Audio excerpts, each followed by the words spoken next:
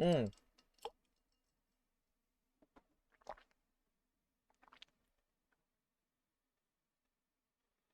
I forgot my charger.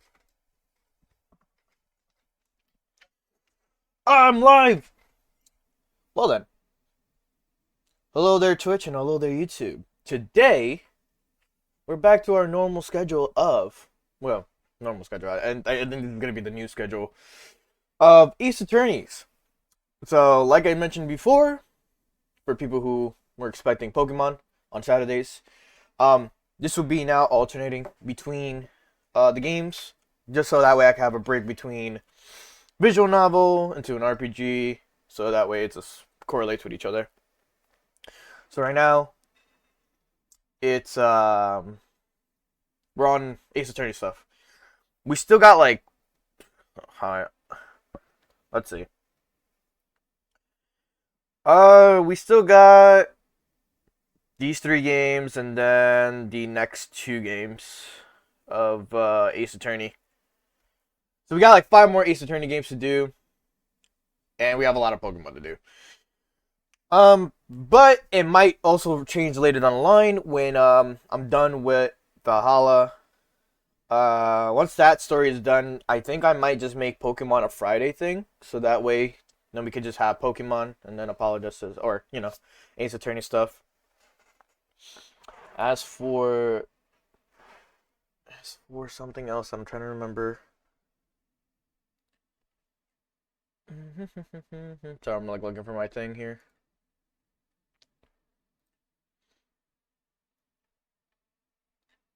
Okay.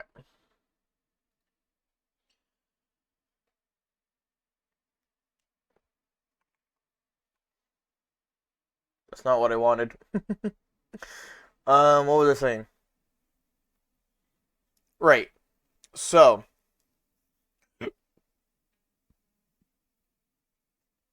for Apologists, there are four. Yeah, there are four. What's it called? 4 chapters. Turnabout Trump, Turnabout Corner, Turnabout Serenade, and then Turnabout Succession. So those are what we're gonna be dealing with later down the line. Um, I'll see how long I kind of want to do this one, and depends how long it goes. But we'll see. But let's just jump right in.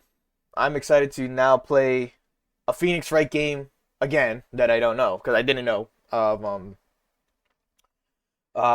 Miles Edgeworth. I didn't know about that one either. And I'm kind of glad. I was planning on skipping Miles Edgeworth, but then, after playing Miles Edgeworth, I'm like kind of glad that I did actually play the 2 Miles Edgeworth games. So that way, we could have something to have fun with. But, moving on from that, let me switch to my screen. Perfect. Let me just make sure the DS sounds are working. Perfect. They are. Okay. And let's just jump right in. Turnabout Trump. I'm moving my phone over here.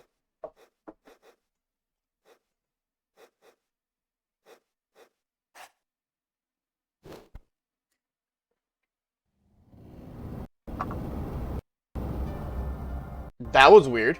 That's very weird that it just stumbled like that.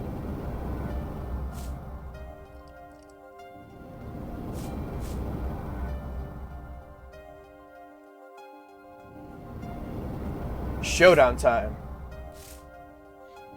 Aw, shit. We playing poker. You lose. Ugh! Eek!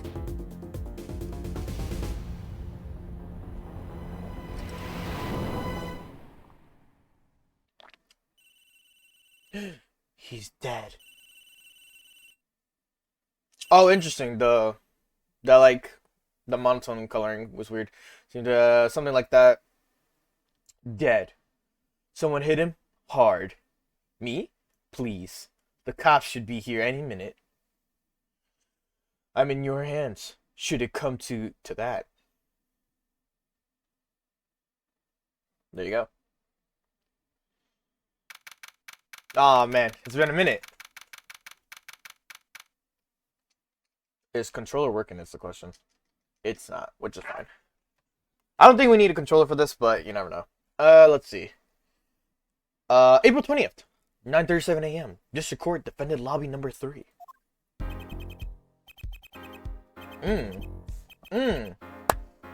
Already into this. Panicked, palms sweaty, knees weak, arms are heavy. I can admit it, I'm nervous. Good morning. Oh, hello. Good morning, sir. You look tense. Justice. Wound up tight. Wound up, sir. No, I'm loose. I'm fine. That screeching noise, is that your voice? I suppose it's to be expected. Christoph. We'll go with Christoph. Your first trial, and it's a homicide. I guess justice doesn't start small, huh? Alright. I'm fine. I got up at 5 a.m. to do my Chords of Steel voice workout. I'm fine. That explains it. I did detect a certain rasping quality to your screech. Ever did it again. I like this guy. He's suave looking. I also have my coffee with me. I'm about to finish it, but it's fine. As you know, your client today is a good friend of mine. I wouldn't want to let him down. If you get my drift. Drift gotten, sir. I'm all over the dad drift. As it happens, I dined with him the night of the murder. We can't let this case fall through. Yes, I'm fine. Yes, sir. One more thing. Don't say you're fine quite so much. People might take you the wrong way. Gulp. I'll be preparing our case. You may want to introduce yourself to the client. And after this game, it's going to be onto the 3DS, actually. I just realized that. So I have to do that setup on my left screen. My Streamlabs. My name is Apollo Justice. If it isn't clear already, I'm a new attorney. Today is my first trial. Not that I'm worried or anything. The defendant has been accused of murder. My boss wants to help me out, of course, and so do I. I mean, there's no way he did it. Not him. No way.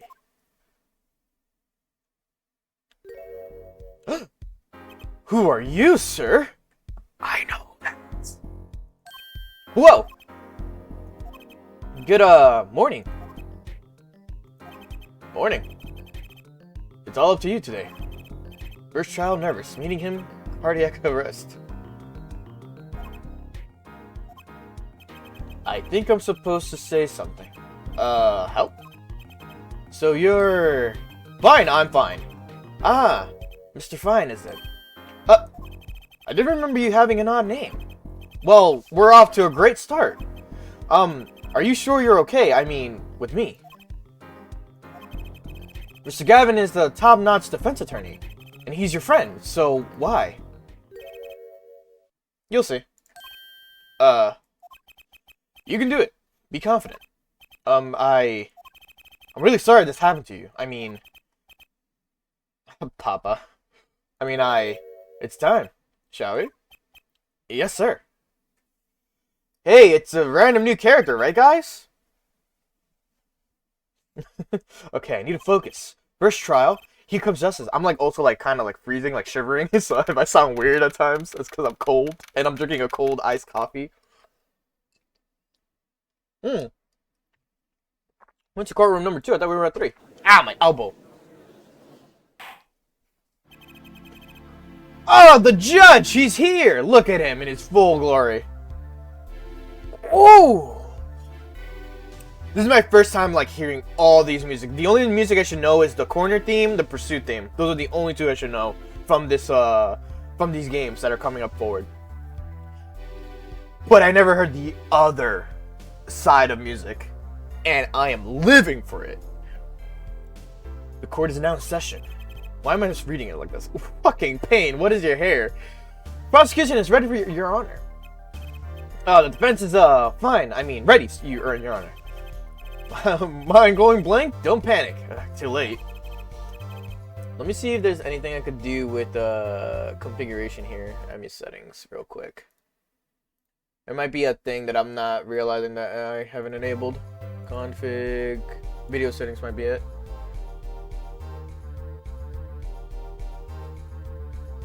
Maybe I want to use OpenGL? No, that won't work. Oh, wait, actually. See if this helps it. Actually, I have no idea.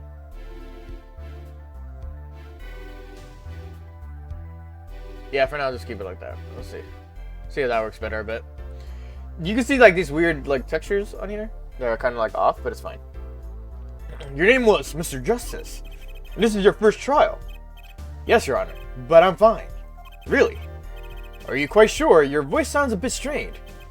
I am Mr. Gavin. Yes, Your Honor. I was under the impression that you would be heading up this case. That was my intention, yes. However, a defense attorney must always see to his client's wishes, and my client specifically requested Mr. Justice. Well, of course, he wants justice, but to entrust his case to this greenhorn, why? I do not exaggerate when I say that you're the best defense attorney in town, Mr. Gavin. Okay, so Gavin's got trial experience, fine, but does he have cords of steel?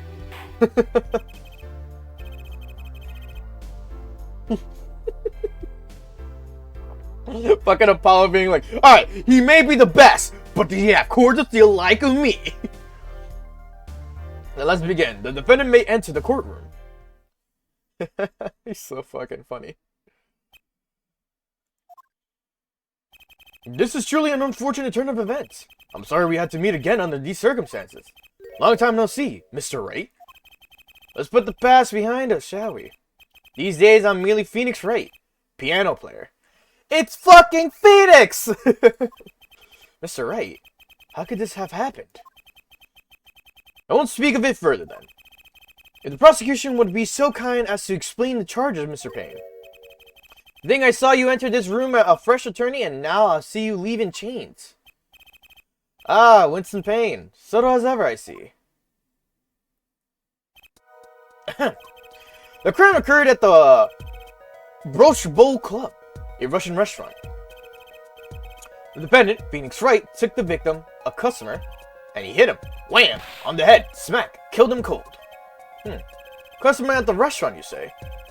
And the defendant, you say he was the pianist for the club, it seems. Phoenix Wright, a pianist. This is the weapon that took the victim's life, a bottle of grape juice. Grape juice is apparently our defendant's drink of choice. The court accepts that the deadly bottle as evidence. Something to note, Justice. All evidence is filled in the court record. Make a practice of checking it frequently. A court record. Right. I've heard of that. Use the court record button to look at the evidence so far. I'm confident in your ability to handle this. Right, the court record button. Sounds like it's time for some hands-on action. You could just do this, and this is how you do it. Submits autopsy report. The time of death was around 2 a.m., April 17th. Death caused by a single blow to the forehead. Photographs received during the preliminary hearing. Sub-baseman at the Broche Bowls Club touched the check button to see it for details. That man is good as dead. Good as dead. Alright. Grape juice bottle used as the murder weapon bears the defendant's Mr. Wright's prints. How long did I yearn for one of these? Just putting it on makes me feel ready. Now we got profiles. Who we got? We got Christoph Gavin, Phoenix Wright, Shady Smith, and Winston Payne. Let's go from right to left. Prosecuting attorney, for all his experience, he lacks a certain presence. Yep. The victim in this case, a traveler, only recently back in the country. Pianist at the Broche Bowl Club, formerly an East defense attorney of some renown. Boss at Gavin Law Offices, a first-rate defense attorney, and my trusted mentor. Alright. So, the victim was a customer at the restaurant. But just who was this, Shady Smith fellow? We believe he was a traveler, Your Honor. A traveler? According to his passport, he had been out of the country for a number of years. He had only returned to this country recently, though his place of residence is unclear, and he had some sort of connection with the defendant. That, too, is unclear at present, Your Honor. We believe they first met at Broach Bowl Club on the night of the crime. If they had only just met, then why murder? Perhaps the victim slighted the defendant's piano playing. That doesn't appear to have been the case. No, the motive had nothing to do with the defendant's lack of playing skill. At least not piano playing. I'll let this photo explain what I mean. As we can see, a game of poker was in progress at the scene of the crime. Wait. Isn't poker gambling? That's a crime in and of itself. Indeed, it appears our defendant has fallen to become the basest sort of criminal. Objection! It's true that the defendant was engaged in a game of poker with the victim, yet it was only that, a game, in a pure sense of competition, Your Honor. Competition? Yes, a test of wits, a silent clash of passions. Only the cards, their backs wreathed in blue flame, know its final outcome. Come again.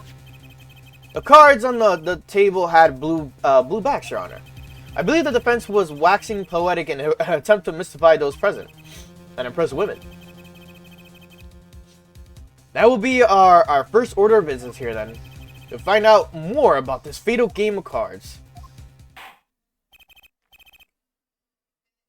You will testify to the court about a poker competition held the night of the crime. My pleasure. This is it. My first trial. Here goes nothing.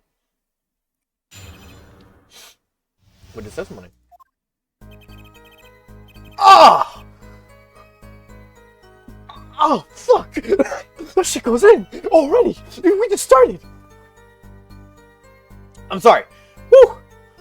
Fucking I heard. And I'm like, oh shit! I am a pianist by trade, yet I can hardly play it at all. My real job is to take on interested customers over at a poker table. The room where we play and the competition is there are the club's main attractions. The rules are simple. We play a game of poker using 2 decks of cards. That's all it is, a game. And our customers are happy. A pianist who can't play piano. Better than a defense attorney who can't defend. Very well, the defense may begin the cross-examination. Right, Your Honor. My first cross-examination. Don't blow it. Hey. That shit goes in.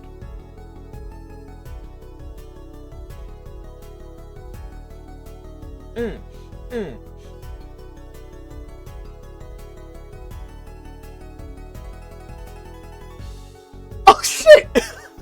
I'm gonna be so excited for the music. Are you alright? You're sweating bullets. Bullets? Where? It's a figure of speech, Justice. Your voice sounds strained and raspy, too. My brain feels strained and raspy, sir. You watched me perform cross-examination many times, though you've never done one yourself, have you? Here for a refresher. What to do? Should I ask Mr. Gavin for a refresher or cross-examination? No thanks! I got this! No need for help, sir. I think I've got this one covered. Think you'd better do more than think. You know it, or you do not. Fine, the cords of steel are ready for battle. My weapons, press and present. Find any inconsistencies and lies in the testimony and reveal them to the court. That is cross-examination. Learn it, know it, do it. Inconsistencies, lies, Phoenix Wright. As if Phoenix Wright would never lie, and it's up to me to prove it. The defense may begin the cross-examination. The competition.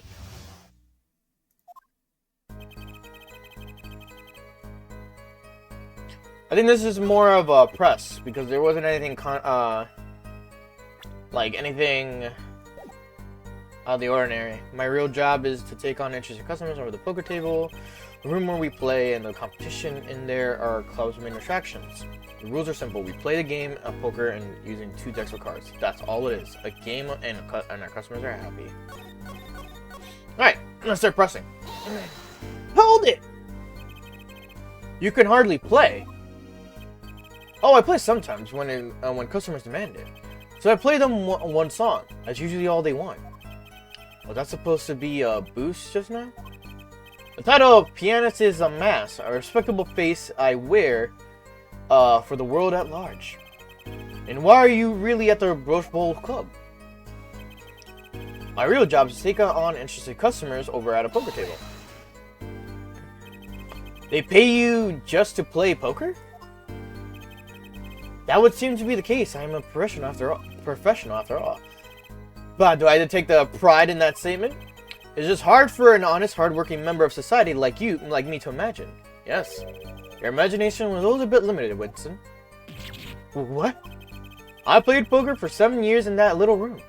And I've never lost. Once. What? You see why the customers come now. Defeat the undefeated poker champion. It's quite a draw. That is, I'm quite a draw. Wait, you never lost once? Not even one time? As I said, I'm a professional. He's played poker for 7 years and not lost once. Is that even possible? Oh, does it say how old Phoenix Wright is here?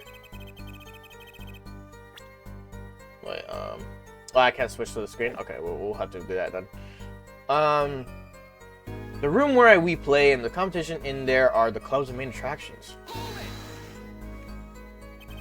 The room in the crime scene photo is an attraction. It has quite a history, actually. The Roach Bowl Club used to be a gathering spot for black market types back in the day. Black market? Well, in the past, things like the black market are only on the silver screen nowadays. Suffice it to say that there were a lot of deals being made under the table. Right there in that room. A smoky room, gambling hoods. You know? Just looking at this picture makes me feel bad. The bosses gather around the table, cutting deals safe from the eyes of the law. Meanwhile, a goon keeps watch through the small window. I can practically picture it now. That window does look like it would be good for keeping a lookout, but little else. The room had a few other tricks to it, though it was common knowledge to our regulars. At any rate, they come to play poker in the room steeped in history. Despite the dark past, it was all just good and clean fun. The rules are simple. We play in a poker using 2 decks of cards. 2 decks. 2 decks of cards. A simple measure to prevent cheating. Sorry. If you alternate 2 decks, no one can slip it in cards. There's something else I noticed. In addition to the cards on the table, there are some lying scattered on the floor. Precisely. Cards on the table, cards upon the floor. Each one forming a complete deck. A crime scene painted blue by a sad sweep of cards.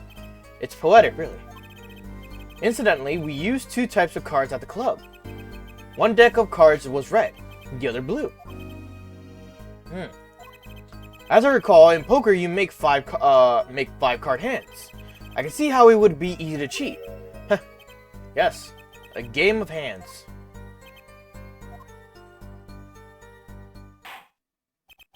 This competition you're talking about, I believe the court understands the nature of the game sufficiently. That's right. It was a simple game after all.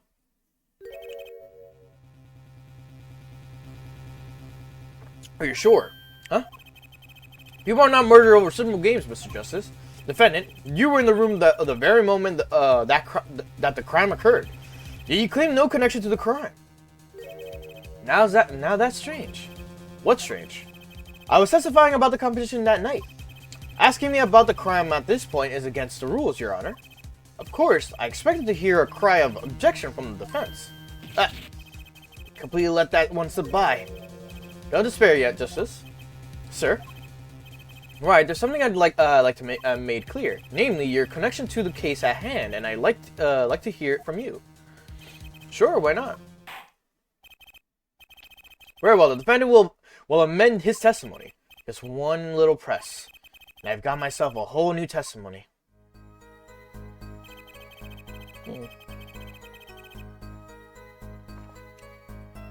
I plead silence regarding the murder, but I will say I never touched the murder weapon.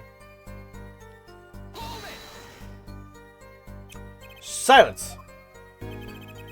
The defendant has the right to refuse to testify. I haven't forgotten. I haven't forgotten everything about the law. But why? That clearly puts you at a disadvantage. And it's your job to turn that around in our favor, yes. Great, like I didn't have enough to do already. Justice, didn't you detect anything odd about that testimony? Huh? Wait, something he said did ring a little strangely. Just one thing, now that... what was it? When you figure it out, I suggest presenting evidence. Evidence that contradicts the testimony. A contradiction in Mr. Wright's testimony. But why? I'd better check the court record. I can't imagine Mr. Wright lying in the testimony. Isn't it a little early to be jumping to conclusions? This is your first cross-examination. Take it slow. If you need more information, don't forget to press. Right. I got it. I'm fine. Time to listen to that testimony again.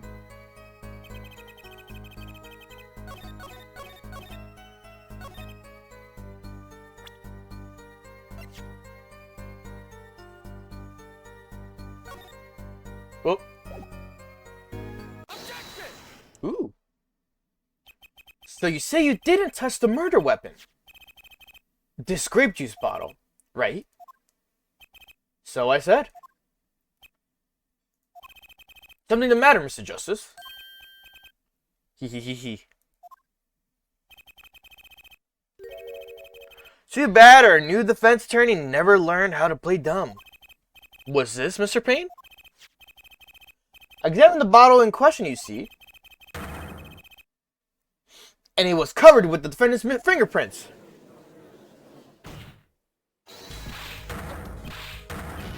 Objection! No need to shout, Mr. Justice. I can hear you just fine. Excess yelling can damage the judge's ears in our case. But what about my cord of steel? Anyway, what's so strange about fingerprints on a bottle in a restaurant?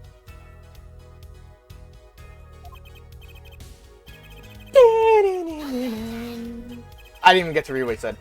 Oh, they wouldn't prove a thing if they were normal fingerprints. Huh? But the fingerprints on the murder weapon were upside down. Upside down? What does that mean? It means he was holding the bottle inverted, and there can be only one reason for that.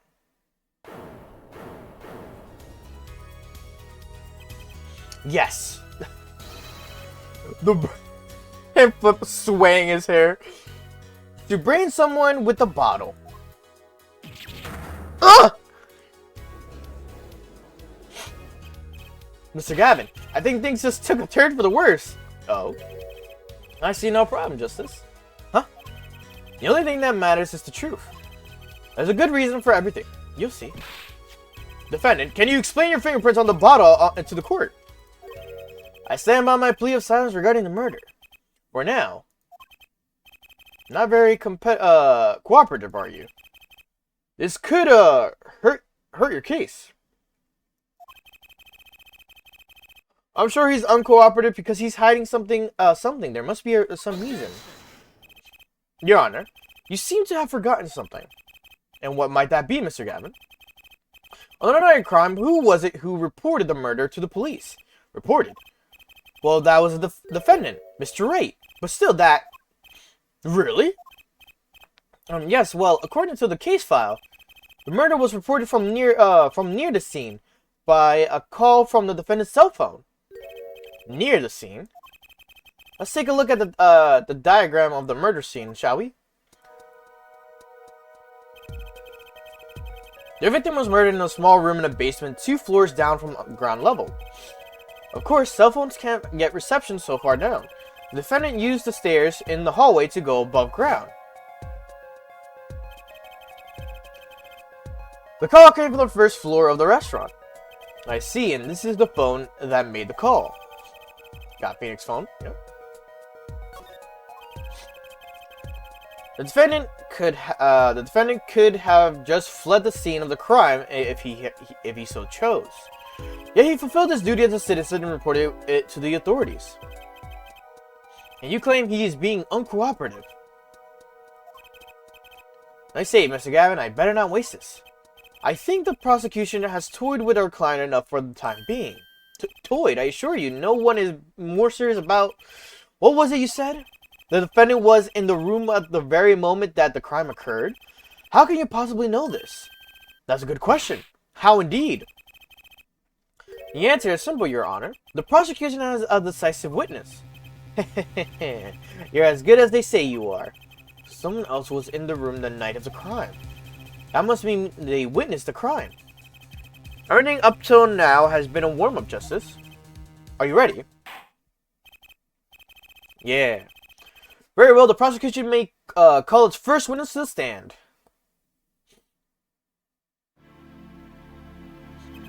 The witness will state her name and profession. Hold on just a moment. Oh wait, now I get to check this because I wanted to check his age. 33, damn, he's in the 30s. You're right, he's old. I felt that though. Oh, I do hope it explains why he's like dressed like that and where he's been for a while. Hold on just a moment. Where's the witness? She's literally right there. I surmise that she has been frightened by the defense's demonic-looking horns. I used a little hair gel. Relax, people. Have no fear. If any horns point in your direction, this court will cut them off. You are sure? I swear on my gavel. Please come out. Isn't violence against hair Isn't violence against hair a crime, Your Honor? Well, if you are sure it is okay. Now, the prosecution. Wait a minute. Will the prosecution care to explain the witness's, paraphernalia? Yes. She's a professional, Your Honor. These are merely the tools of her trade. And that would be? My name is Olga Orley. Olga Orley? Olga Orley? I'm employed as a waitress in the Broche Bowl Club restaurant. And why the camera? Of course, it is my pride to serve borscht that is naming restaurant. But I also perform how it is said, other service. I take it one of these other services is taking the customer's pictures. Like for example, like this. Like for example, this one. Is he fucking wearing sandals? I gotta see this picture up close. That's the defendant. Indeed, on the night of the murder. Man in white hat is one who has gone kaput. Indeed, that is the victim. Order. It is quite a piece of evidence to casually drop into our laps. It is the same way as I drop cold bowls of borscht on laps of customers casually. And the court will casually accept the new evidence. I gotta see this one. They do keep some classic songs. He's wearing sandals. You can't see it, but on my screen it's bigger and it's funnier. Holy shit, that's funny.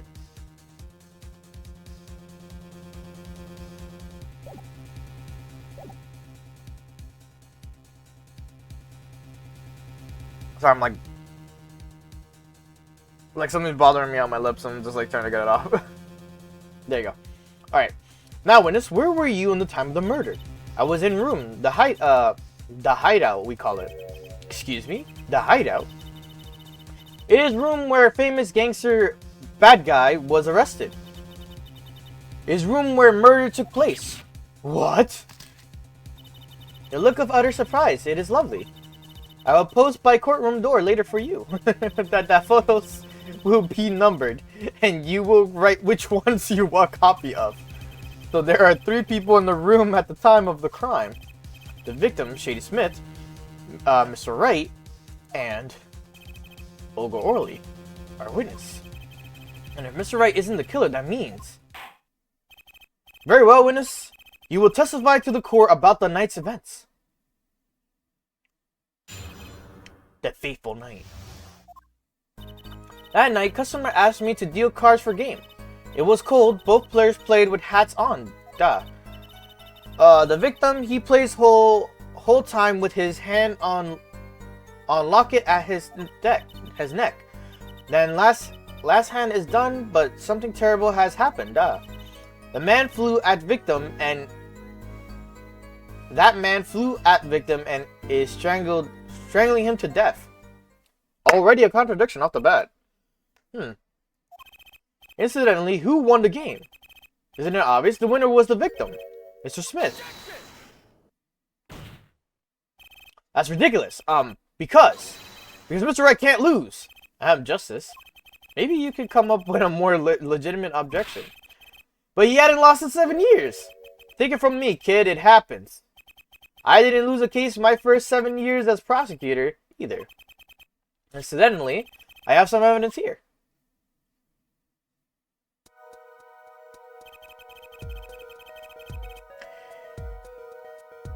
These are the poker chips as they lay the very moment of the crime. The hand and chips on the side belong to the defendant, Mr. Wright. Those on the far side belong to the victim, Mr. Smith. Chips, you say? Duh. I mean, yes. Imagine that at poker as war. Your hand is your army, and the chips are the spoils. I know that. After all, in my youth, I was known as the poker head of courtroom 3. I think he means poker face. Looking at this picture, it does seem that most of the chips on the victim's side of the table. Very well. The defense may cross-examine the witness. That fateful night.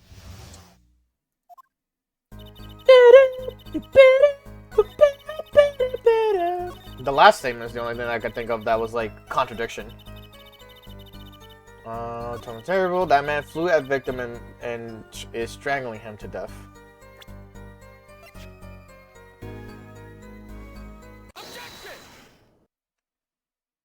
Oh, really? Strangled, you say?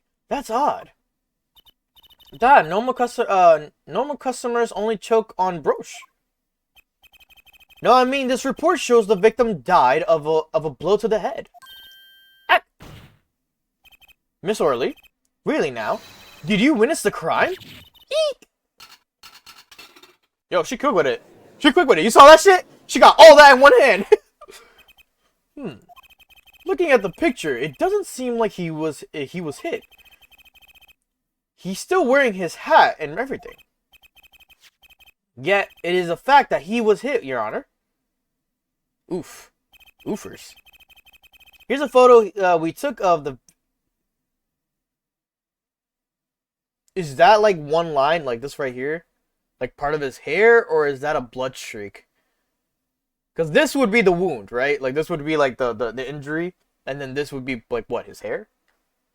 It's like the Avatar or some shit. Here's a photo we took of the victim, the last airbender, of the victim with his hat off during our investigation.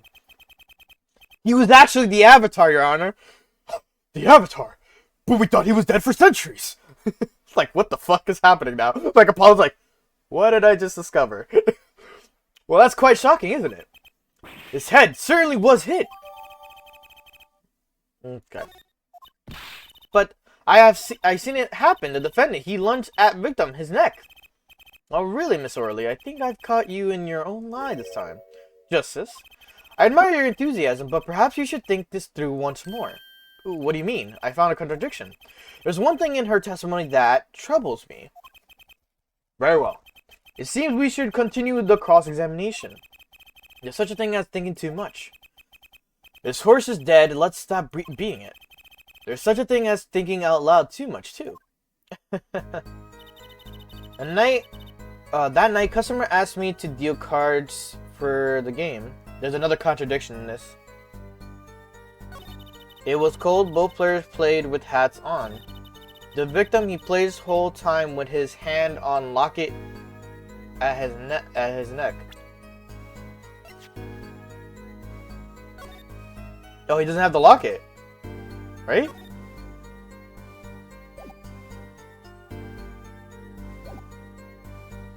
Can I present this then? You know, there was one curious part in her testimony just like Mr. Gavin said. But, what does it mean? Mr. Justice, would you care to explain what it is you're thinking so intensely about? Recall the testimony, Your Honor. The victim played with his hand on the locket at his neck, I believe she said. I hope you aren't about to raise an objection to the witness grammars. No, but look at this photograph. You see a locket on the victim's neck. Let us play out a bit. Alright. Well done, Justice. I'm impressed. I knew you'd be able to handle this. But what does it mean? We're to believe the witness's testimony as is, then the locket disappeared following the victim's death. Lockets don't just disappear, Your Honor. It's quite simple when you think about it. If the locket is gone, someone must have taken it off, no? Taken it off? Wait, you don't mean the defendant wasn't strangling the victim at all. He was taking off his locket. Wouldn't that explain it? Ah. Defendant, what do you have to say to this? Say. Yes. I just noticed this, but you have something hanging around your neck, don't you? Oh? You mean this? Yes, it's a locket with a photograph inside. A photo of my daughter. Come again? Mr. Wright, you have a daughter? We confirmed it at the time of the arrest. The picture in the locket is indeed Mr. Wright's daughter.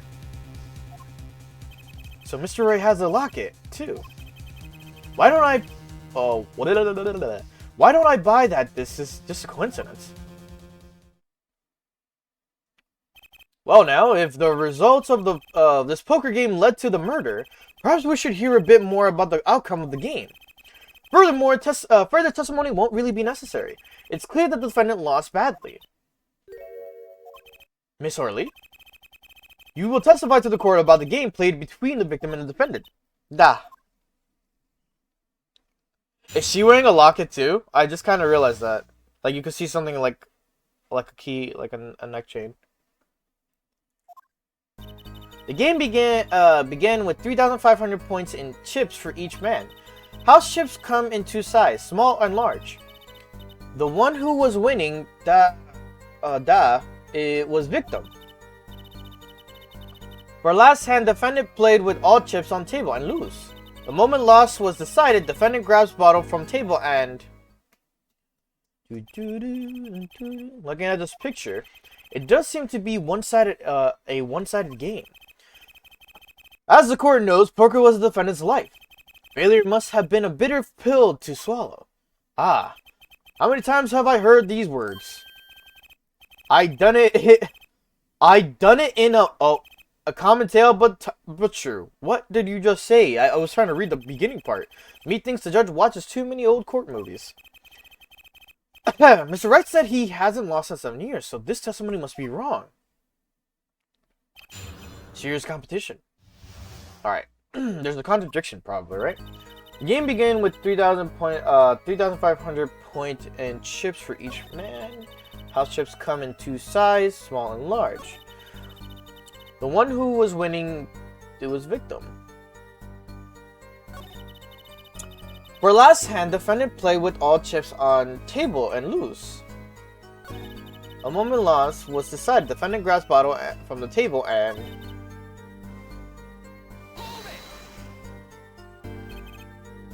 Last hand. It was largest points of any hand. The defendant's hand, it was excellent.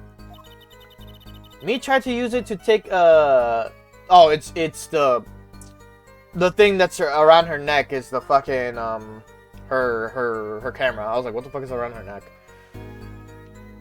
I didn't know she was holding like it was on like a chain, I guess would be the word, or like something they hang from it. Yeah. He tried to use it to take victory from behind. It appears that both the defendant and the victim's hands are in this picture. That is truly an excellent hand. However, so is the victim's. One with highest number wins, so defendant loses. The victim, Mr. Smith, had a stronger hand than the defendant and crushed him. I believe that explains what occurred next. Once cards laid down on table, it happened. When lost decided... And what happened next? Even to think of it now, I shake and tremble. I did not believe such thing would happen. What such thing? Please, you must believe. I had no idea. How could such thing occur? What such thing? Niet. The defendant had been hitting victim. I saw it all happen right before me. I saw a bottle coming down on victim's head. Decisive, isn't it, Your Honor? My witness saw the very moment of the crime. Remember, your first goal is to gather information. Yes, sir. Look out, contradiction. Here comes justice. Okay, so we already got the other two things. The last chip, the one who was winning, it was a victim. You're telling me that Mr. Wright, undefeated for 7 whole years, was losing? I must have been most unlucky day for him. I am glad I did not take other picture of him. It would break camera, certainly. The chips, they went always to victim's side of table. They're telling us it was a one-sided game. One-sided and... So it was one-sided the entire time. Not independent. House chips come into the...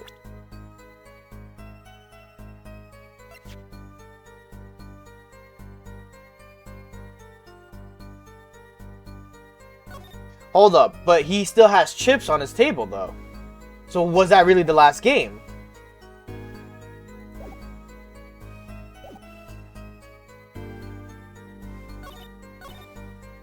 For last hand, defendant play with all chips on table and lose.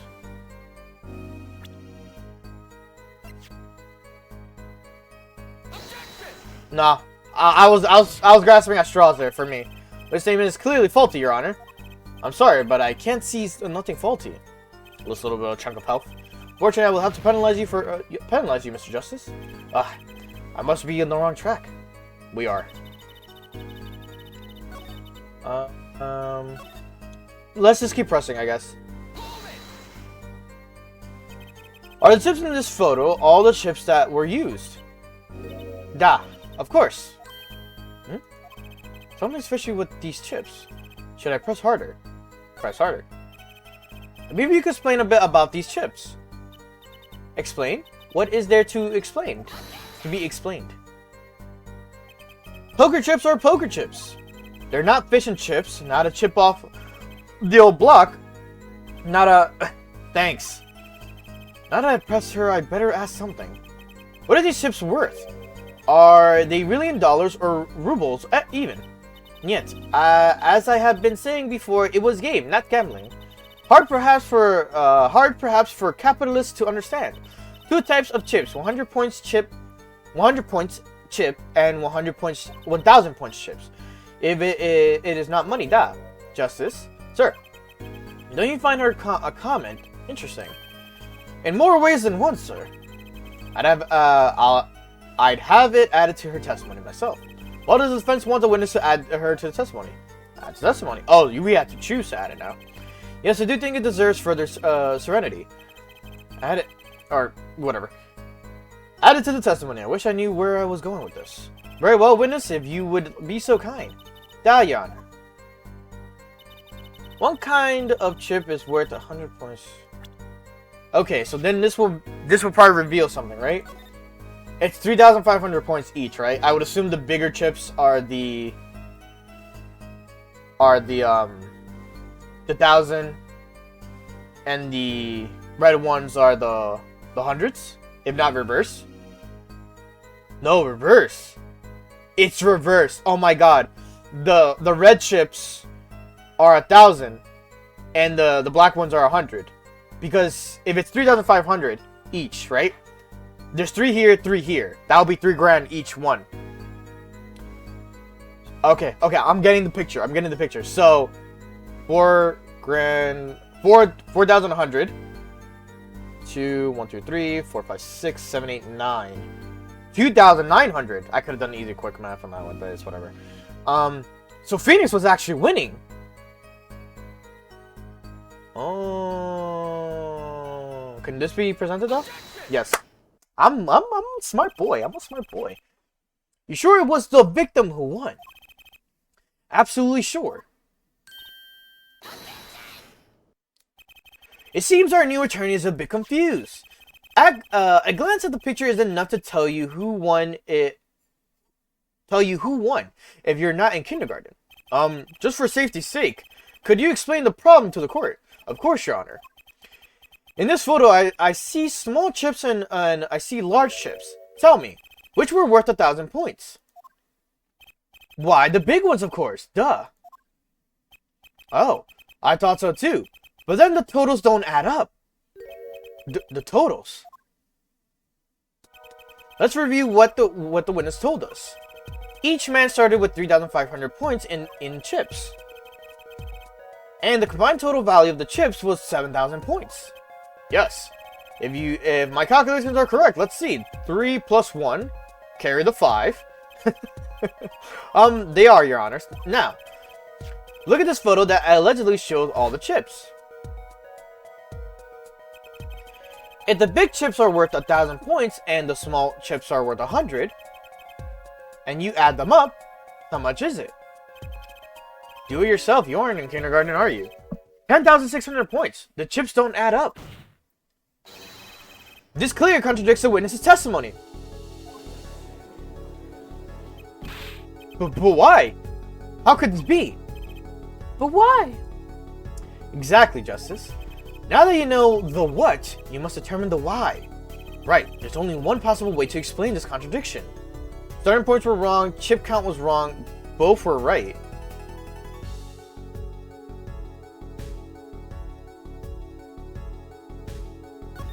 Chip count was wrong, right? The odd thing here is the number of chips, right, Mr. Gavin? Why are you asking me? Just in case. Justice, it's your case I'm concerned about. If you're wondering about the chips, just look at the photograph, it's all there. Even our judge with his failing eyesight could count them. That's not the only thing failing the judge. Let me ask you again. Right, there's only one possible way to explain this contradiction. Starting points were wrong? Both were right? Each man began the game with 3,500 points. I think is the way it was worded. If all the chips are indeed shown in this photograph, then there can be only one answer. Well, what is it? The value of the chips was the other way around. What? Want to know what I think? The small chips were worth 1,000 points, not the big ones. Madness! Utter madness! Show me the photograph of the chips again.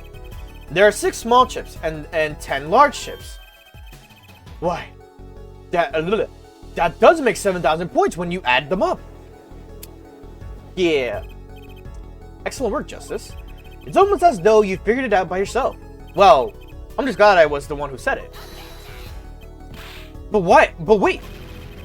The value of the chips may be different, but that changes nothing. Indeed, the victim did have the larger number of chips still. Ah. Exactly.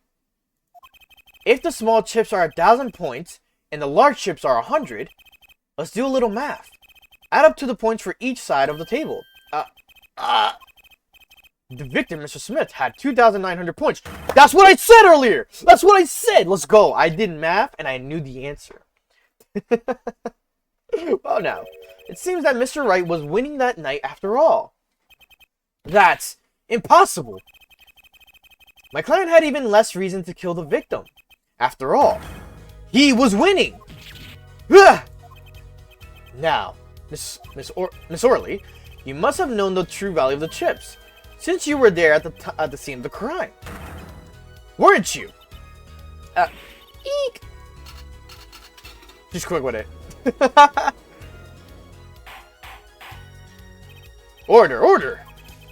I'll have a number 9 large.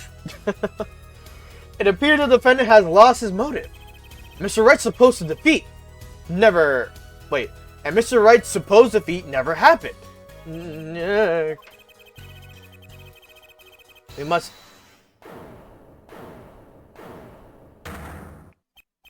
Excuse me? What is it, Miss Orley? I did not want to be saying this, but... Actually, you see, See what, Miss Orley? What do we see? In the last hand, there was cheat. A cheat, you don't mean a trick? Wait, or do you mean a scam? They're all the same thing. Yes, there was a cheat in last hand. That is why game ends with chips as they are. Great, just great. Whereas we have lying, now cheating. Well, this case certainly had taken a turn. For the interesting. Witness, you will please testify to the court. Tell us about this cheating in the final hand. The final hand. The last hand, both men had full house. There is 4 of each card in deck from ace to king. If you look at both men's hands, cheat is more obvious. The next moment, game becomes argument. The defendant's trick was exposed. He took bottle in his hand. Poor Mr. Smith. Miss Orley, why did you not tell the court about this from the very beginning? I thought I smelled the cover up here. Well, folks, it's time to throw back the covers. The full house is a very high scoring hand. Not easy to make in my experience. That alone is enough to suspect less than scrupulous tactics. Mr. Gavin, what's a full house? Lawyers these days, you don't know your poker. I can't say this bodes well for your case or career. What is this, some kind of secret court poker ring? Justice, you know the terms 1 pair, 2 pair, and 3 of a kind, yes? Yeah, no problem.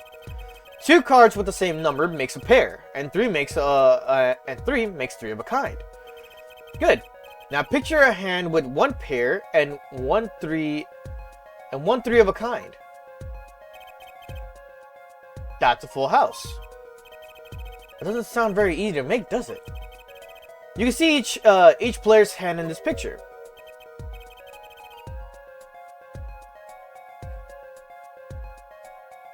They both have aces, though. Wait, I can't see the one on the top right very clearly. I don't know if that's a club. Wow, they both have full houses. We forget there's an easy way to make a full house, and it goes undefeated for 7 years. You cheat. The defense may cross-examine the witness. If he did cheat in the last hand, that still leaves one important question. Mr. Wright lost that hand. Who's ever heard of a professional con man losing when they cheat?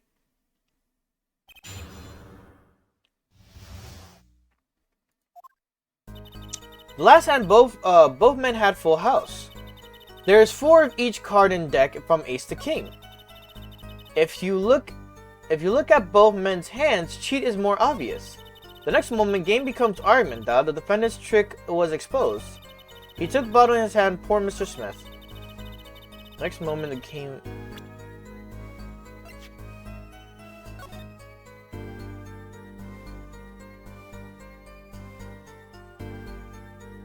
It's this card that is bothering me, because this is the spade, diamond, heart, club.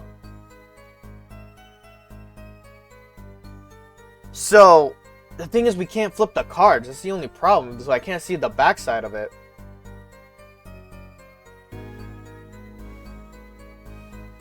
Phoenix also lost this if he was cheating.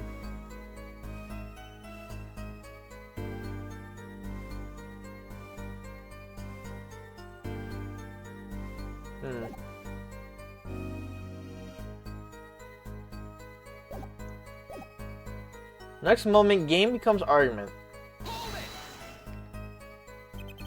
Do you recall what the men were arguing about? I believe so. The victim, he shouts, "You are cheater," and then the defendant shouts something like, "I have objection." Shouting objection, eh? Old habits are hard to break. First he bluffed his way through the courtroom, now he bluffs his way through life. However, Mr. White lost a hand. That seems to cast a shadow of doubt on Mr. Smith. Humiliation from losing even when cheating. That is what set fire to the defendant's heart. So what did the flaming defendant do next? Something's not right with some of these. If you look at both men's hands, cheat is more obvious. How was it clear? That, well, the defendant, he played a fifth ace. A fifth ace?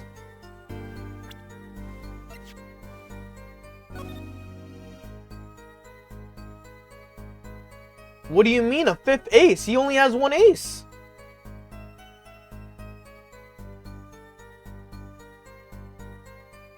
Because that's not an ace, that's a club. A fifth ace?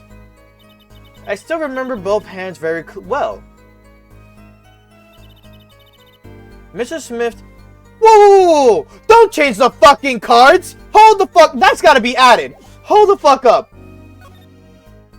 Nah! Get out of here! Okay, there's a cover, there's a cover. Mr. Smith's hand was 3 aces. And Mr. Wright's too. Obviously, cheating was afoot, or perhaps I should say a hand. Your Honor, perhaps this can be added to the testimony without Mr. Payne's joke. Very well. The witness will add the detail to her testimony, please. Had 3 aces. There's no shot. Hold up.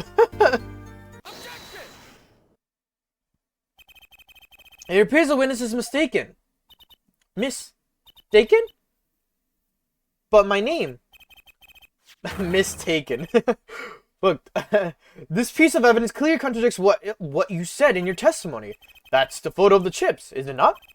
Justice, perhaps you ought to explain your point in a way that the judge can comprehend. In other words, use your finger to point out your point. Yes, please point out the contradiction in this photo. What particular point contradicts the witness's testimony? Right here.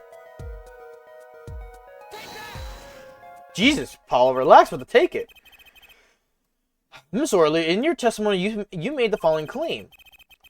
Mr. Smith's hand had an ace, but as you can clearly see, the victim's hand only had 2 aces. Eek. Well,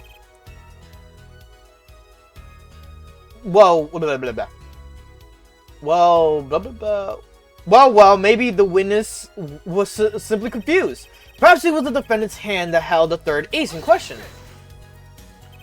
Take another look at the evidence. As you can see, the defendant also has 2 aces in his hand. Where's his 5th ace? I see cheating, alright, and it's going on right here in this courtroom.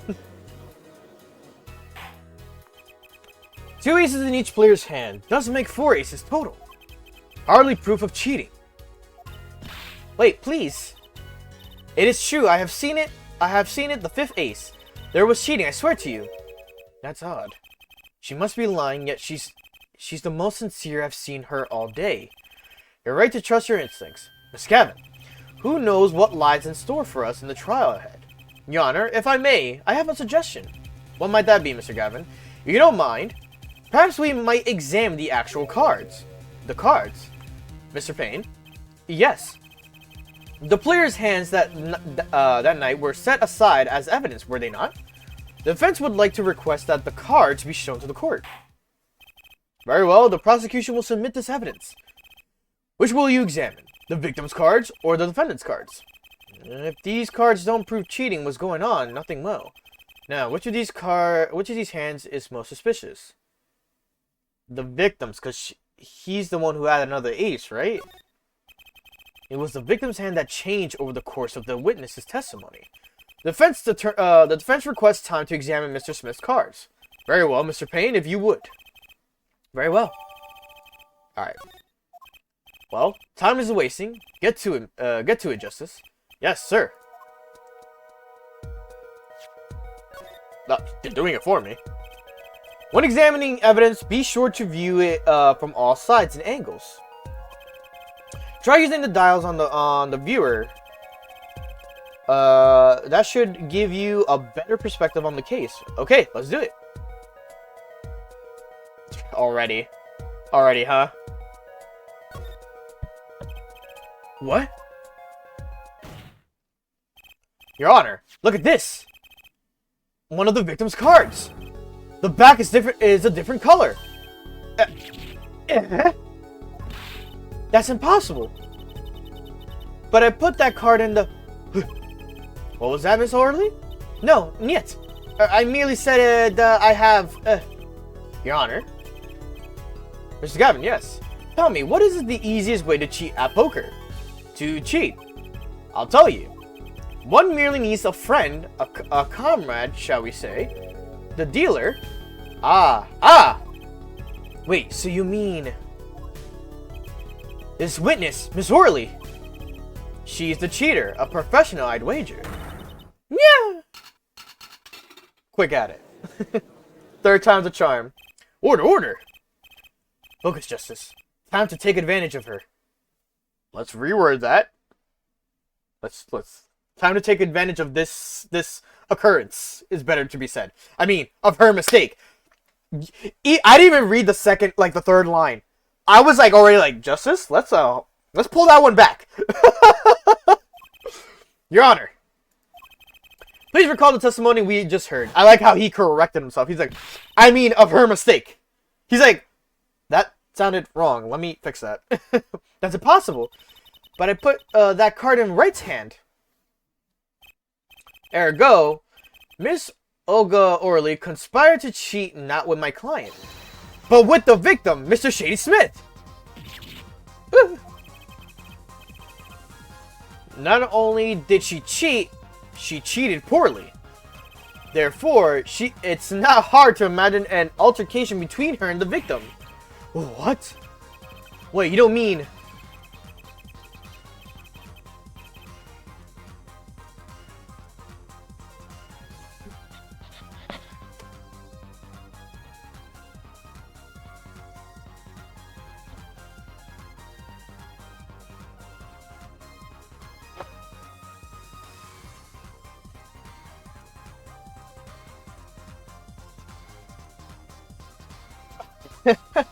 The defense is accusing the witness, Miss Olga Orley, are you?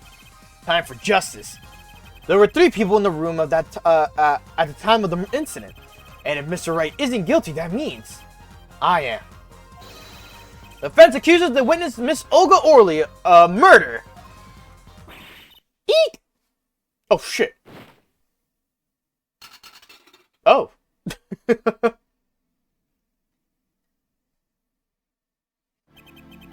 Mr. Payne, where's your witness, Miss Olga Orley? It appears she has lost consciousness, Your Honor. Mr. Justice? Your Honor, it seems you presented a new possibility to the court. One suggesting a connection between the witness and the victim, Mr. Smith. And that means... this court cannot pronounce a verdict for the defendant at the time. What? I did it. I held out. I see no point in prolonging the trial this day. The prosecution will need to make further inquiries. Oh shit, that was Phoenix! What to do, Papa? Mr. Wright. You can't end the trial here, Your Honor. Not yet.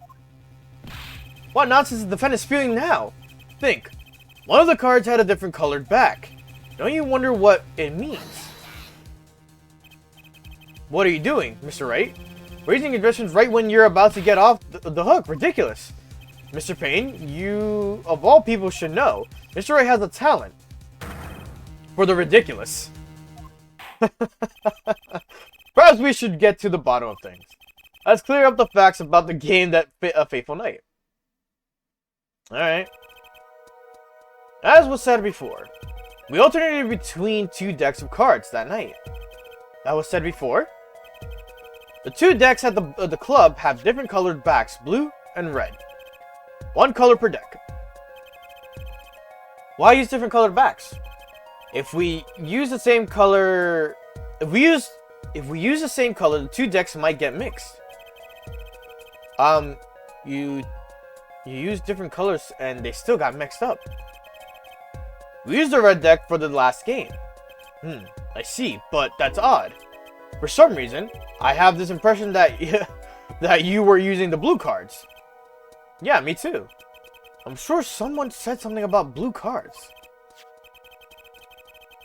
Whatever, in the end, one card of the wrong color got into the mix, which means there was cheating. She gave him all red cards?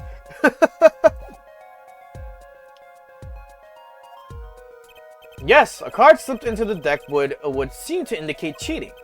Yet, this card raises two serious questions. Apollo? Yes. Let's consider the first question, shall we? Think. In the last game, when was the card swapped? When?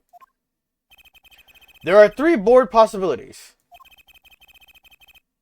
It could have been swapped before the murder, during the murder, or after the murder. Well, yeah, thanks for the news bulletin, Mr. Wright. Of course it was swapped. Oh. It might be as simple as you think, Mr. Payne, or it might not be. I'd like to hear what Apollo thinks first. When do you think the cards were swapped? When was the card swapped into the deck? Before the murder? Well, it must have happened before the murder. You mean during the game? I wonder. Huh? Why? Think. When you're playing poker, which side of the cards face your opponent? Huh, the back! Not something the poker head courtroom number 3 would be likely to miss. Sorry, let me think about this some more. When was the card swapped into the deck? After the murder? Perhaps it happened after the murder. What's that? Ridiculous! What's the point of cheating after the hands have been shown? That's silly. Yes, but tell me, how do you swap cards during the game? I'll take silly over impossible. Take it from me, son. There's a lot of silly in this world, but very little impossible. Oh, even when the backs of the cards are different color. If you pull that during the game, you'd be caught in no time. Ah, quite true. That would mean that the blue card in question was swapped after the hands were shown after the murder. Okay, he's going past silly and straight on to crazy. I ask again, what's the point of cheating after the game is over? Who would do that? Who indeed? That's one of the mysteries before us. There's another. Yes, a simple yet decisive question must be asked. Who swapped the red card for the blue card? What? Who? The game and murder is done. The game and murder is done. The victim is dead. Only two remain in the room alive, that is. The defendant, Phoenix Wright, and our witness, Olga Orley. Oh, who was it that swapped the red card for the blue? So who was it that swapped the red card for a blue? Olga? Why, it must have been Olga Orley who swapped up cards. She was trying to cover up evidence of the cheating. That does make some sense. Sorry, but there's a problem with that explanation. Huh? The swap card was from the wrong deck. Yes, a blue card was stuck into a red hand. Makes a card from the wrong deck when the backs are different colors. Remember that you're talking about Olga Orley. She was the dealer. You really think she would make such a novice mistake? Actually, I have trouble imagining even the judge making that mistake. Take a little more thought, Apollo. Someone else? The one who swapped the card wasn't Mr. Wright, of course, and, well, it doesn't seem like it would have been Olga Orley either. What are you suggesting? That's hardly a logical conclusion, I'll admit. As a defense, I think it only makes sense for you to name Miss Orley at this point. Yes, I know, but she was the one who dealt the cards, right? I just can't believe she would make the mistake of swapping the wrong color card. The card was swapped during the game, it'd be obvious. Something you'd like to share with the court, Mr. Wright. Oh, my apologies, Your Honor. I was just thinking how much fun all this is. Fun? How about confusing? I have no idea what defense is claiming, Your Honor. If the one who swapped the card wasn't the defendant, and it wasn't Miss Orley, then who was it? Yeah, well, that is the question, isn't it? Precisely.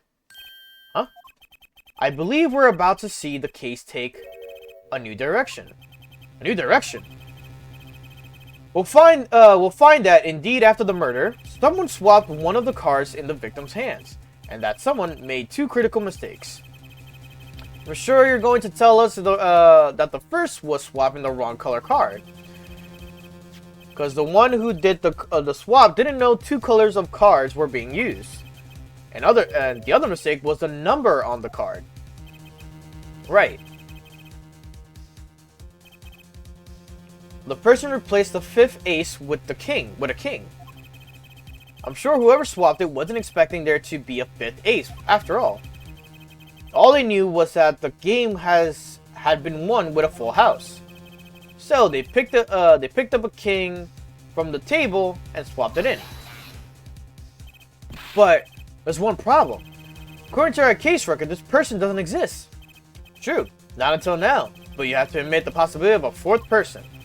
Though it's more than a possibility. There was someone else there that night of the scene of the crime. What?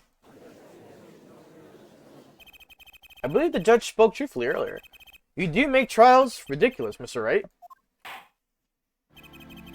This trial has proceeded on one central assumption, namely that at the time of the incident there were only 3 people in that room. I believe this new evidence, shall we say, overturns that assumption. The problem is that you chose to conceal this information from the court. I suppose that is a problem, yes. Court is adjourned for a brief recess. Mr. Gavin, I'll see you in my chambers during this recess. Certainly, Your Honor. Very well, the trial will resume in 20 minutes. Alright, what, like the first half done?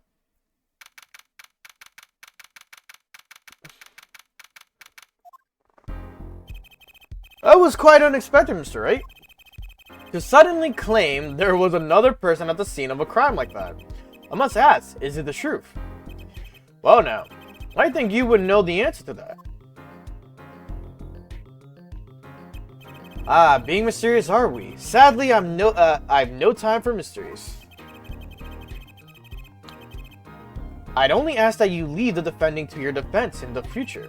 Otherwise, I cannot guarantee the outcome. I see you haven't mellowed out one bit, Kristoff. Justice. Yes, sir. A judge has summoned me to his chambers, so carry on without me. You did well, Apollo. Can I ask you something? Sure. That locket you wear, is that really yours, Mr. Wright? Ah, you're wondering about the victim's disappearing locket. Here, you can take a look at it. That's a picture of my daughter in there. Aw, okay, cute. I'm just surprised to hear you had a daughter. Most people are. Perhaps you'll meet her one of these days. One more question. The one who cheated that night, was it you? What do you think? Huh? You know what happened 7 years ago? You know what happened 7 years ago, what I did. It's not unreasonable for you to think I might cheat. I never, honest, but is it odd that he managed to go undefeated for 7 whole years? Want to know something? There's only one game where you can be dealt bad cards all night and still win. Poker. Huh? You see, poker is all about reading your opponent. In that way, it's a lot like a court case. Poker is like a trial law. Figure out what your opponent is thinking and you win. Well, yeah, but that's harder than it sounds. I think not.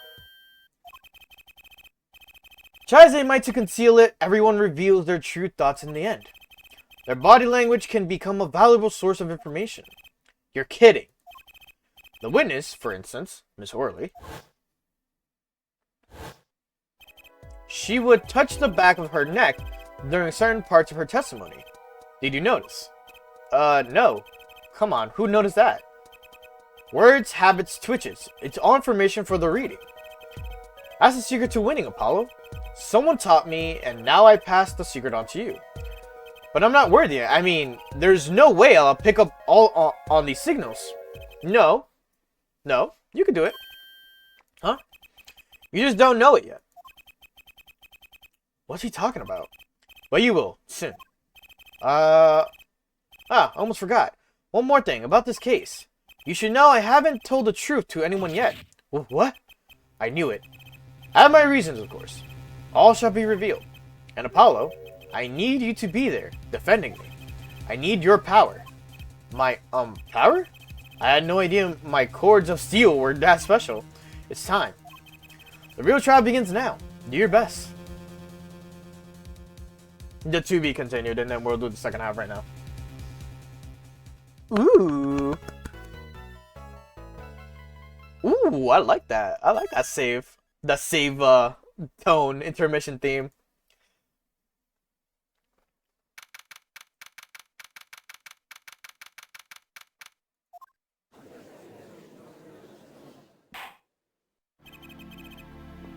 Court will now reconvene. How is our witness, Miss Olga Orly, recovered? Yes, Your Honor.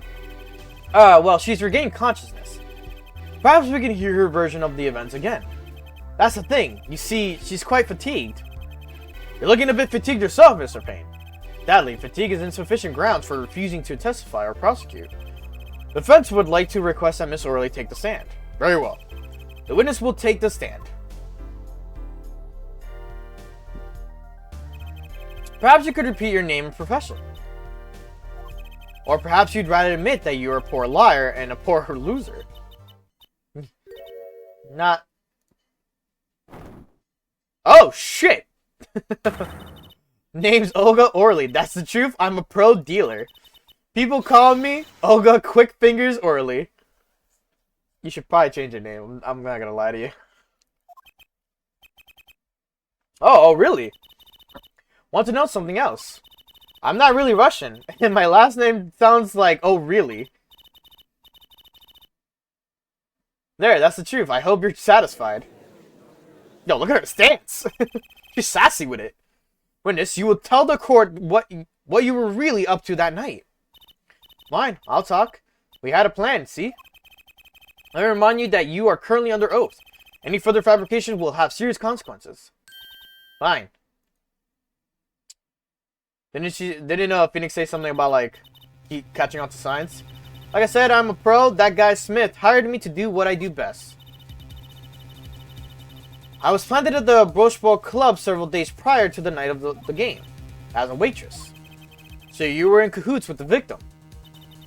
Not that he needed my help. Smith is a well-known poker player in some circles. But winning wasn't the main purpose of this game. It was about destroying a legend, the unbeatable Phoenix Wright. The plan was simple, elegant really, you see. We set up a trap of sorts. I was to plant a card in Wright's pocket beforehand, and then deal 5 aces during one of their games. When their hands were revealed, Smith would call him out and search Wright. He would then pull out the planted card and the trap would snap shut. You swap the cards. Exposed as a cheater, losing on top of it, it would have made a great double play. Just like that, the legend would be dashed to pieces. Indeed. Getting caught red-handed at cheating would cast doubt on all his prior wins. A 7-year legend destroyed by one little card. That was the plan. Oh, really? Oh, really? How droll. But, it appears you made quite the mistake. A mistake? I agree. The trap was elegant. Yet, what happened to the planted card? Hey, that's right. He's lucky. I'll give him that. You'd have to be to slip free from the trap laid by Olga Quick Fingers O'Reilly. Olga O'Reilly. Oh, really? Shut up. The witness shit would be much cuter if she dispensed with the evil mastermind shtick. Cute? Who wants to be cute? I'm not cute, I'm bad. You hear me? Bad. You're sassy. When you're through being bad, perhaps you could testify to the court. Tell us about this trap and how it was sprung. Ooh, the best laid traps. That night, I planted the card like I was supposed to. And Wright lost the last hand just like he was supposed to, then Smith searched him. But the planted card was gone, and the trap failed. Next moment, Wright picked up a bottle and swung it. It wasn't me who hit Smith, it was that no-good cheating defendant. I just realized, but he's wearing glasses. It just took me a moment when he tilted his head forward a bit.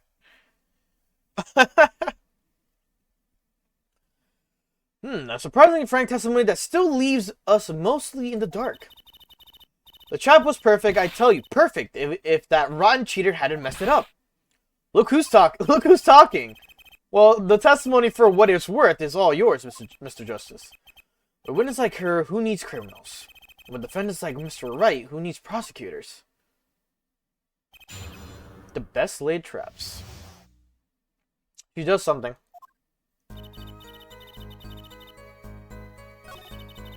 I lost the last hand just like we were supposed to with Smith, but the planted card was wrong and trap failed. There you go. Next moment, Wright picked up the bottle and swung it. Wait, isn't that a little odd?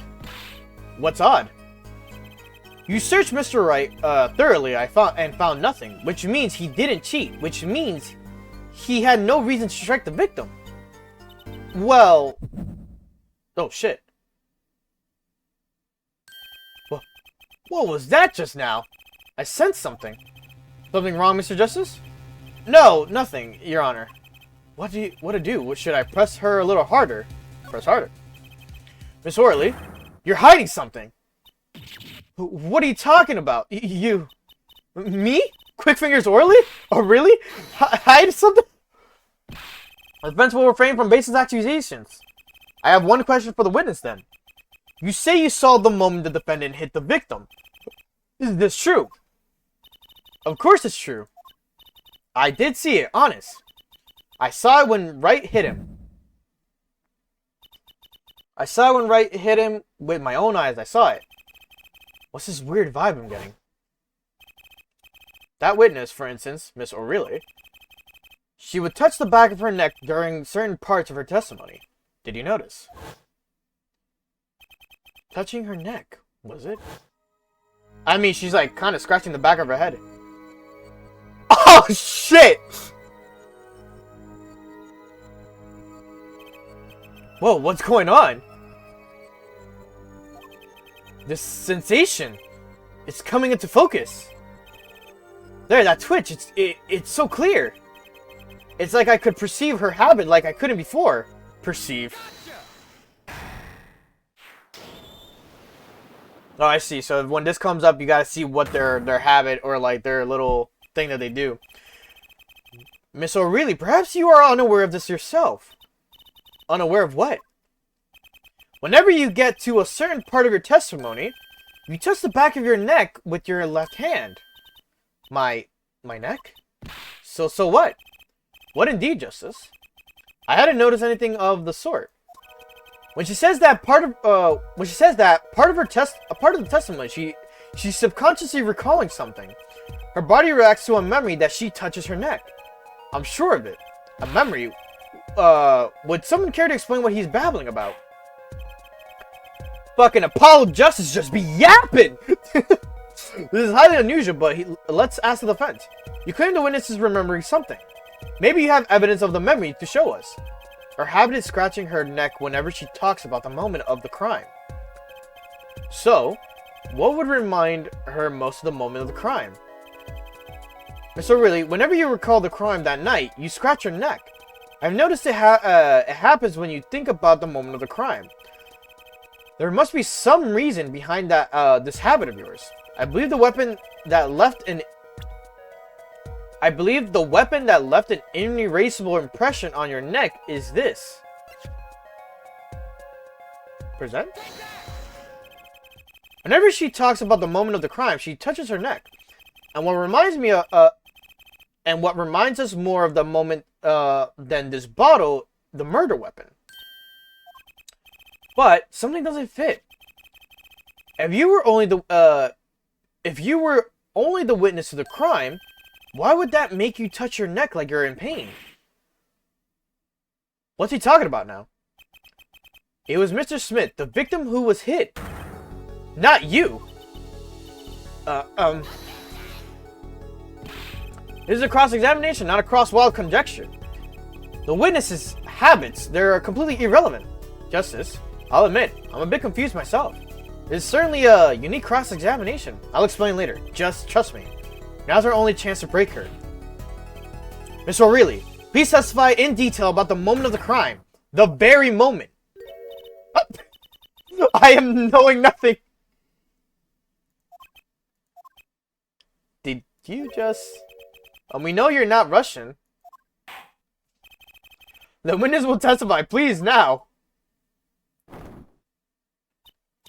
Fine.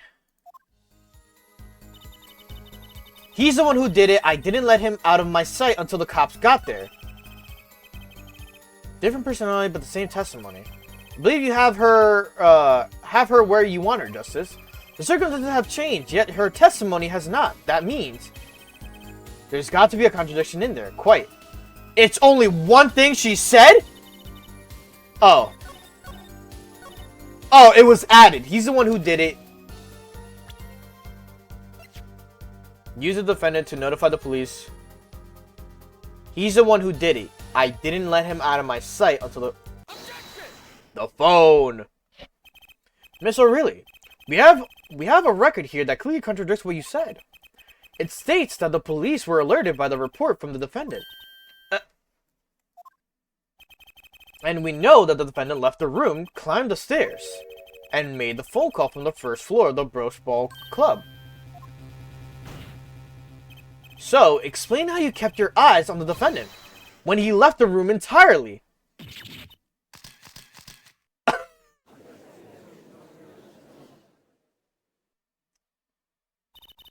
The man who picked up a bottle and swung it that night wasn't the defendant.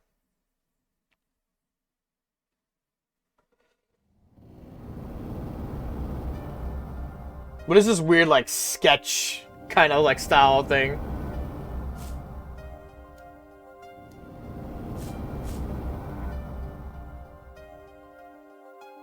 Showdown time.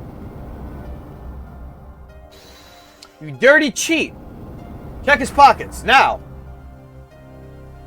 It's gone! The card's gone! You lose. Ugh! Just then, Smith grabbed the bottle from next to right, and he hit him.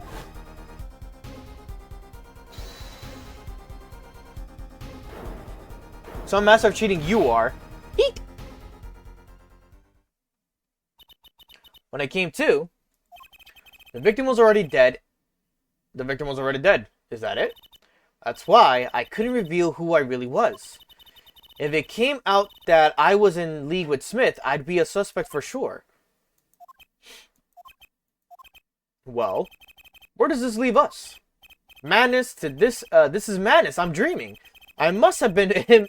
It must have been me who was hit with the bottle, and I'm imagining all of this. It appears our prosecution is at his wit's end. And frankly, I can't blame him. Mr. Gavin, what do you think about the turn of events? Mr. Gavin? Sir? I believe that, as a defense in this case, we are compelled to call Miss O'Reilly a big fat liar. What?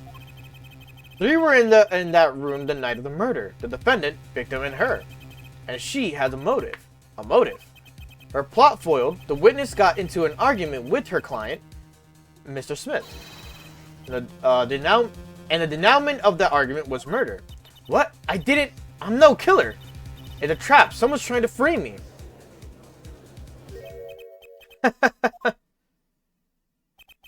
What tangled webs we weave when we practice to deceive. So tangled we catch ourselves in the process. Mr. Wright. Such a hasty conclusion. It's not like you, Christoph Gavin. What are you saying? Why not consider the other possibility? That there was another person in the room at the time of the murder. Right. Like Mr. Wright was saying before recess. A single card was swapped into the victim's hand after the murder. And the one who swapped the card didn't know two colors of cards were being used. a fourth person. Ha! This theory again, your fourth person doesn't exist. Indeed. That's why I decided to bring this case to court. Here where there's no escape and no chance for deception. The perfect place to catch the real criminal. The real criminal? And we're in luck. A clue to the real criminal's identity was kindly provided for us. And right at the beginning of the trial, no less. What? Apollo, perhaps you know what I'm talking about. Sorry. Remember what I said. The fourth person who swapped the cards made one critical error. He or she wasn't considering the color of the backs of the cards. Right. But how could such an obvious mistake occur? The cards used for the last game were red. Yet, there is one person here in our court who thought those cards were blue. Yeah, I had that impression too, but why? Well, Apollo, think you can figure out who it was? It's not me, I swear! Who was the fourth person? Why do I always get put on the spot like this? Let's hear what the defense has to say. Who was it? Who thought the cards used in the final game were blue? Wasn't it Kristoff? No shot! As I expected. Your eyes and ears are as sharp as your hair. I was right? Kristoff Gavin, you were the fourth person that night. But of course Mr. Gavin knows the color of the cards. How would he? As you can see, the photo of the crime scene is in black and white. You can't tell which of the cards are blue. The ones on the floor or the table. Well, look, you can see the colors in this photo. Yes, but when he said the cards were blue, it was well before this evidence came to light. It's true that the defendant was engaged in a game of poker with the victim, yet it was only that, a game in the pure sense of competition, Your Honor. Competition, yes, a test of wits, a silent clash of passions. Only the cards, their backs right in blue flame, know the final outcome. He said blue, yeah. Wow, Kristoff. Mr. Gavin? Mr. Gavin, is something the matter? No, nothing. Excuse me. It was just so sudden. Right, you aren't seriously accusing me, are you? Oh, Kristoff. You know even I never take a joke this far. Damn! Damn! This has gone beyond ridiculous, beyond dumb. This is insanity. The defendant accusing his own defense attorney of murder. I assure you, I'm quite sane. What possible connection could Mr. Gavin have to the victim? I wasn't aware that I had a connection to Mr. Smith either. Yes, but Mr. Gavin and the victim have never even met. Well, what if they have? Huh? There's a possibility after all. They may have met that night before the game started. What are you suggesting? Is this the truth Mr. Wright was staying silent about? Well, only one thing to do. Mr. Wright, the defense would like to request that you testify to the court. The defense would like to request no such thing. Mr. Gavin, testimonies must relate to the case. How could anything happening before that game of poker be related? I mean, it kinda is. I'm not sure I follow, Mr. Gavin. As I explained before, the defense believes that Miss O'Reilly... Am I to assume you speak for Mr. Justice in this? He is the defense, not you. Mr. Justice, the matter of Mr. Wright's testimony is up to you. Oh, okay. Gulp. Does the court, in your opinion, need to hear Mr. Wright's testimony? Hear the testimony. This was Mr. Wright's strategy. He was planning this all along. I intend to see it through. The defense would like to request that Mr. Wright testify to the court. That too, Justice. You would betray me, your teacher. I'm sorry, Mr. Gavin. This isn't about loyalty. This is about the truth. Very well, the defendant. Mr. Wright will take the stand, please. Oof. The evening Kristoff and I had dinner. We sat at the table in this photograph. J.D. Smith walked in 5 minutes after Kristoff left. When the trap failed, Smith hit the waitress. The girl was knocked out cold, and Smith was uncontrollable. I left to call the police. In return, he was dead. He was dead, blood streaming from the cut on his forehead. That's when I made another phone call to defense attorney Gavin. Mr. Gavin, you were at the Broach Bowl Club the night of the murder. I dined with him rather frequently. And he talked to the defendant on the phone directly after the murder. Quite against my will, I had become involved in a murder. I thought I might be in need of a lawyer, so I called him. You were planning this all along, weren't you, right? Just because you wanted to drag me into your little murder trial. The only thing I want is the truth. As I did back then, and now. I thought my office was doing you a favor when we took on your defense. It appears that I was wrong. Very well. The defense may cross-examine the witness. Justice? Sir, he's lying, and you're going to expose him. Understood, sir. Mr. Gavin versus Mr. Wright. This can't end well. Why can't I have a normal trial? This is his first trial. Episode before murder. The evening Christoph and I had dinner, we sat at the table in this photograph. You had dinner with Mr. Gavin? Yes, he dines with me at the Broach Bowl Club quite frequently. We were enjoying our usual dinner as our usual spot, as usual. As always, eat at the table closest to the piano. I see. Where Mr. Smith was sitting. So the plates and such on the table were from your dinner. Indeed. The remnants of my meal with Christoph. We dined for 2 hours and Christoph left after that. Shady Smith walked in 5 minutes after Christoph left. 5 minutes. So the two of them could have passed the restaurant during the time. That would have been a faithful encounter, to be sure. Oh, Mr. Wright, what was it you said? Christoph Gavin and Shady Smith may have met. I believe I did say that. Pierre was all nervous about this meeting, and now we hear that they just passed in the hall? That does seem a little weak as a pretense for murder. Oh, it would be, if that was all that really happened. Come on, Mr. Wright. What are you hiding this time? When the trap failed, Smith hit the waitress. About this failed trap. This is the same trap that Miss Olga O'Reilly mentioned. The plan was simple, elegant, really. You see, we set up a trap of sorts. I was to plant a card in Wright's pocket beforehand, and then deal 5 aces during one of their games. When their hands were revealed, Smith would call him out and search Wright. He would then pull out the planted card, and the trap would snap shut. You swap the cards. Just like that, the legend would be dashed to pieces. Yes, a harmless prank in essence. It was my quirk of fate that I happened to discover it. A quirk. I happened to put my hands in my pocket and found a card. A card she planted. Yes, I snuck a peek at it and I found it. It was the 5 of hearts. I had a feeling something might happen, so I disposed of the card before the game. Dispose? Where? There was an empty bottle of grape juice I had been drinking right beside me. I threw the card inside the bottle. An empty bottle of grape juice. The murder weapon. Yes, I rolled it up and shoved it in.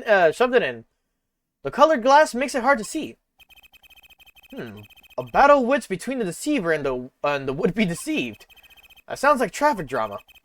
A card inside the murder weapon. That's strange. Did the police miss it in their investigation? Maybe I'll take a look. Mr. Wright, this pokerhead of courtroom number 3 approved of the battle of wits. Please revise your testimony with the new with the new information. Trapped during the game, dispose the card in the bottle.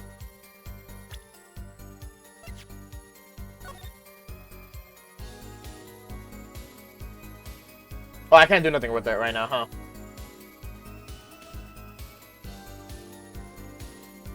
Yeah, I can't do nothing with it right now.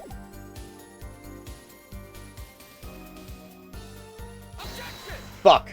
I thought about it. The evidence clearly reveals a contradiction. Yeah. How exactly is the evidence in the statement just now related? They are they? Not at all. Mr. Justice, please think the facts over before making accusations. I don't think that, that one made any points with the judge. Okay.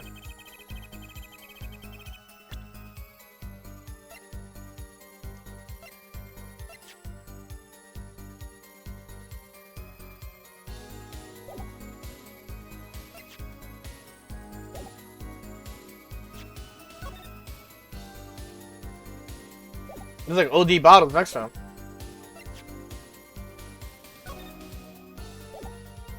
He's actually an undercover cop this entire time. I just, let's press it, let's press it. Why in the bottle? I perceived my opponent's intent immediately. I'm used to entrapment, you see. I knew what was coming. Oh ho, so you struck first, I like that. I know every trick in the book. They don't work on me. At least when you get lucky and stick your hand in your pocket, they don't. The girl was knocked out cold, and Smith was uncontrollable. I left to call the police. You made the call to the police from the first floor of the restaurant, correct? Exactly. Cell phones don't get a signal down in the hideout. Was anyone else on the first floor at that time? Not a soul. It was the middle of the night, after all. So there in the darkened restaurant, I called the cops. After making the call, I returned to the hideout. It didn't seem right to leave the injured waitress alone. When I returned, he was dead, blood streaming from the cut. His forehead. There you go. And when you returned, the victim was already dead. Yes. I'll admit, I was a little startled when I walked in. A little. He was bleeding from his forehead after all. I guess I'd be startled too if I walked in on a scene like that. Sorry, I'm sneezing. Allergies. That's when I made another phone call to the defense attorney, Gavin. You explain why you called Mr. Gavin. I'd obviously gotten involved in a rather sticky affair. And I figured Kristoff's law offices would give me a friend rate for my defense fees. Ah, glad to hear you intend to pay. Oh, I'll pay in full, Kristoff. It was I who got you involved after all. You may find the price of your defense quite high, my good friend. Quite high. Is this the truth that Mr. Wright was talking about? Justice, you know what you have to do. He's lying. Expose him now. Yes, sir. I have to think, what's Mr. Wright trying to tell me with this testimony? Truth that has... Okay. Something related to the bottle.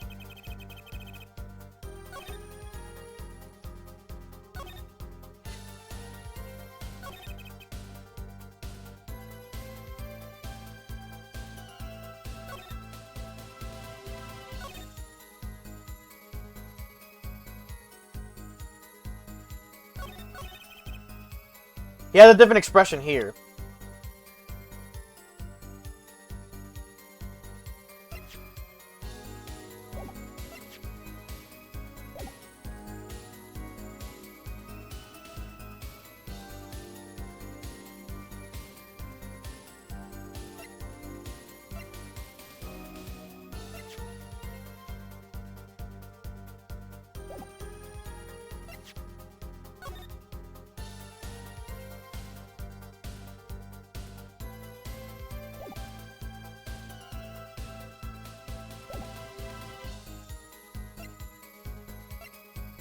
What could be missing?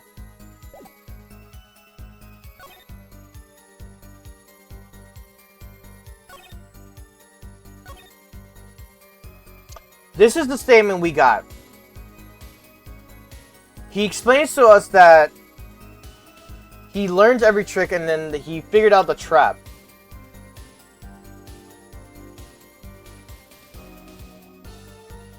I used the bottle already to like check, but it didn't give me an indicator either. Like to check if I can like open it or whatever. Oh. Grape juice. How long has it been since I drank grape juice? Apparently, it's Mr. Red's favorite drink. I wonder how well it goes with borscht.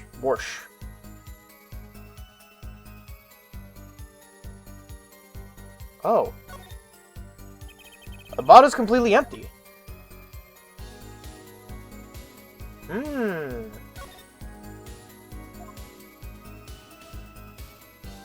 Why can't we remove the cap?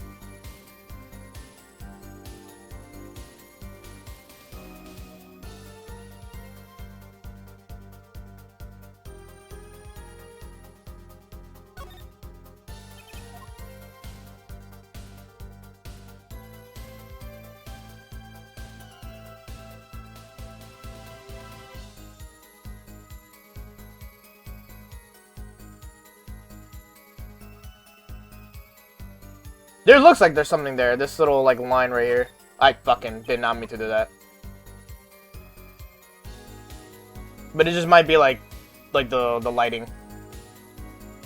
Alright, I examined this too much.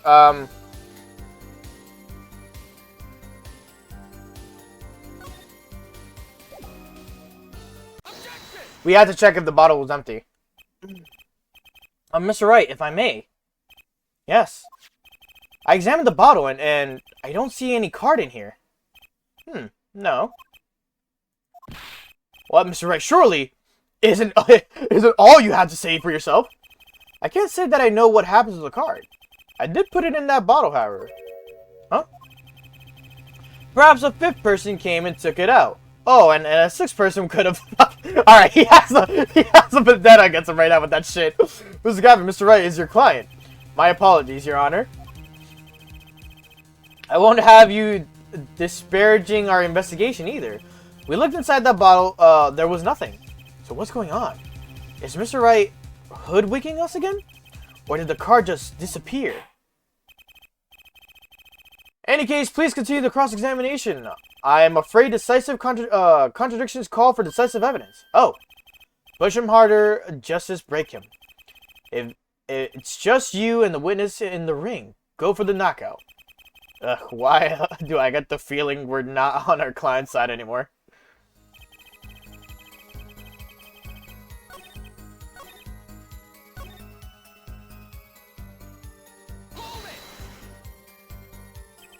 You made a call to the fourth floor. Yep, there's a witness. There's not a soul. After making a call, return to the hideout and leave a waitress. There's something I need to press harder on. When I returned, he was dead, blood streaming from the cut on the forehead. So...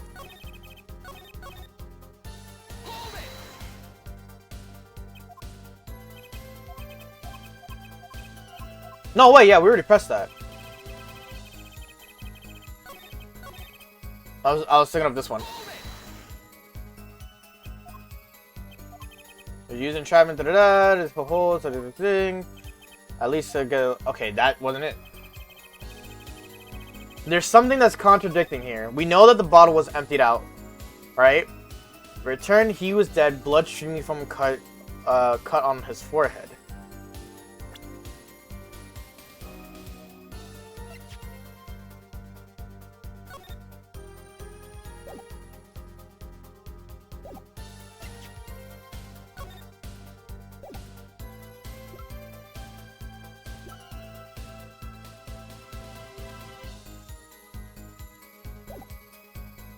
What am I supposed to check on this one?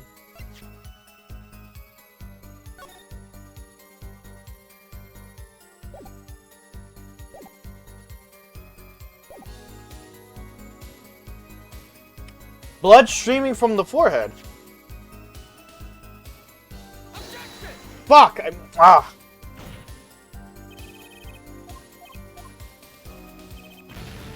Yeah.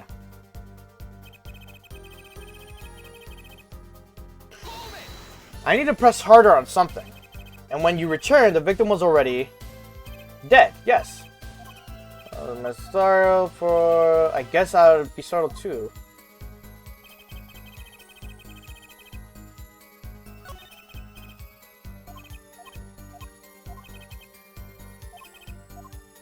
We discovered that the bottle doesn't have no more...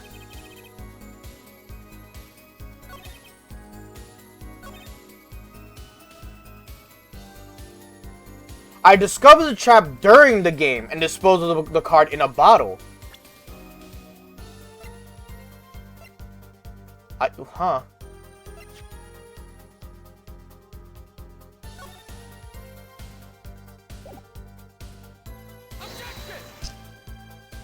want to scream. What am I not seeing?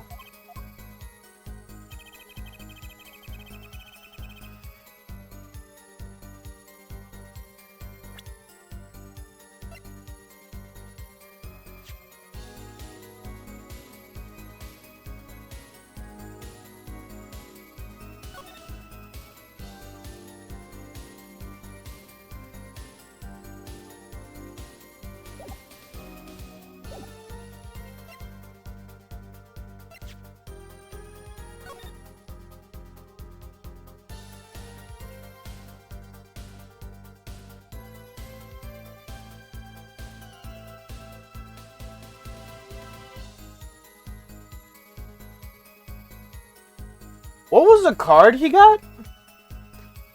He said it was a 6 of something.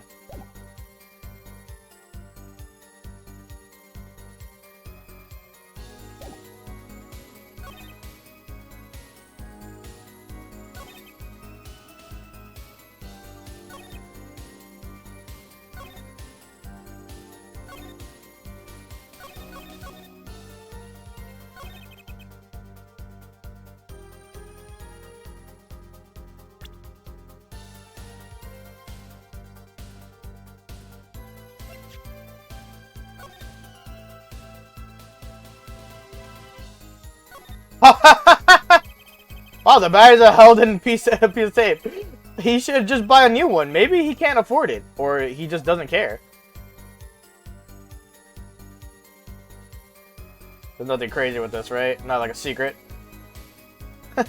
He has tape on the back of it. That's funny.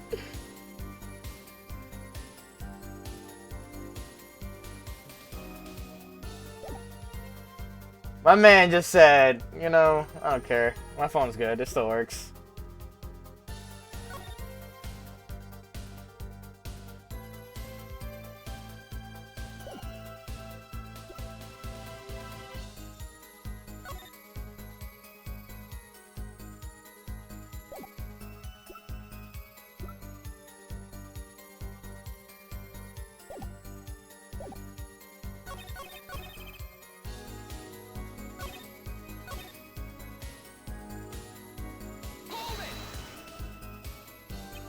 Why in the bottle? See, it was an entrapment, so it was coming. No trick on me. There's one statement he mentions the card number.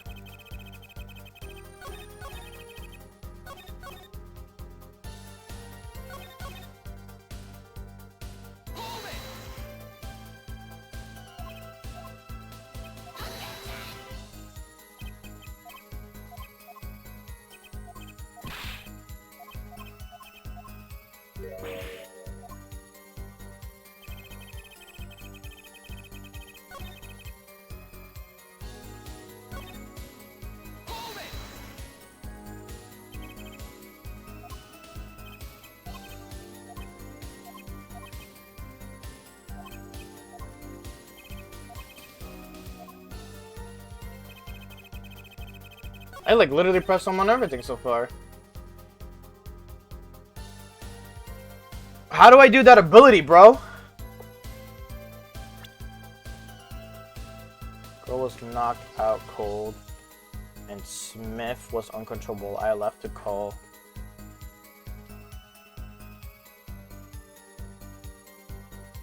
Okay, the thing I'm not understanding, right, is that he left the room when she was knocked out so he could call the police. If he was uncontrollable, why didn't he walk out as well?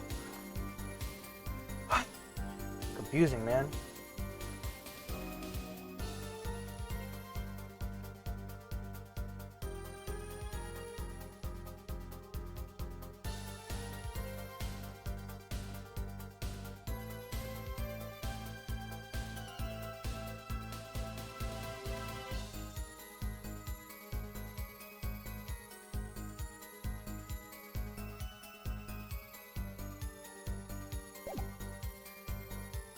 I just looked it up because I was curious what the hell I was talking about. Crime photo 1 on 5.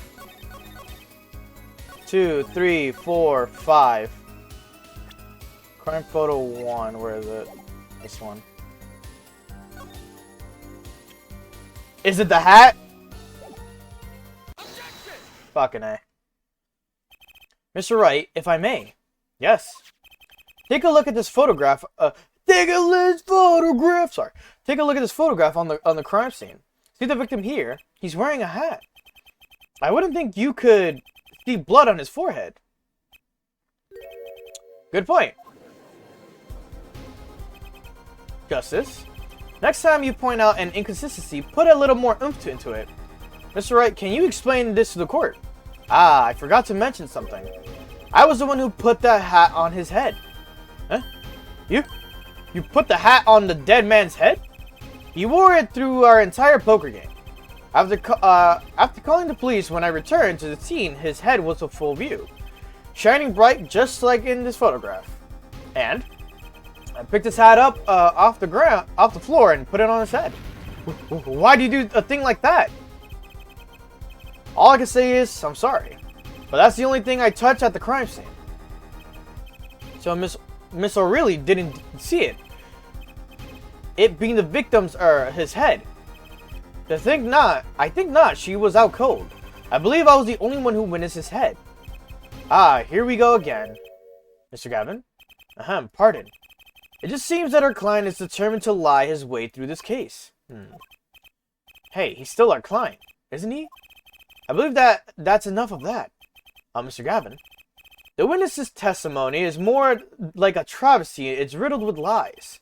I'm beginning to see how you came to lose your attorney's badge 7 years ago. Well, you certainly have a unique way of treating your clients, Christoph. I never knew. I believe it was you who threw the first stone. Mr. Wright, if you intend to ever tell the truth about this case, it's now or never. Don't be misled. I haven't told a single lie here.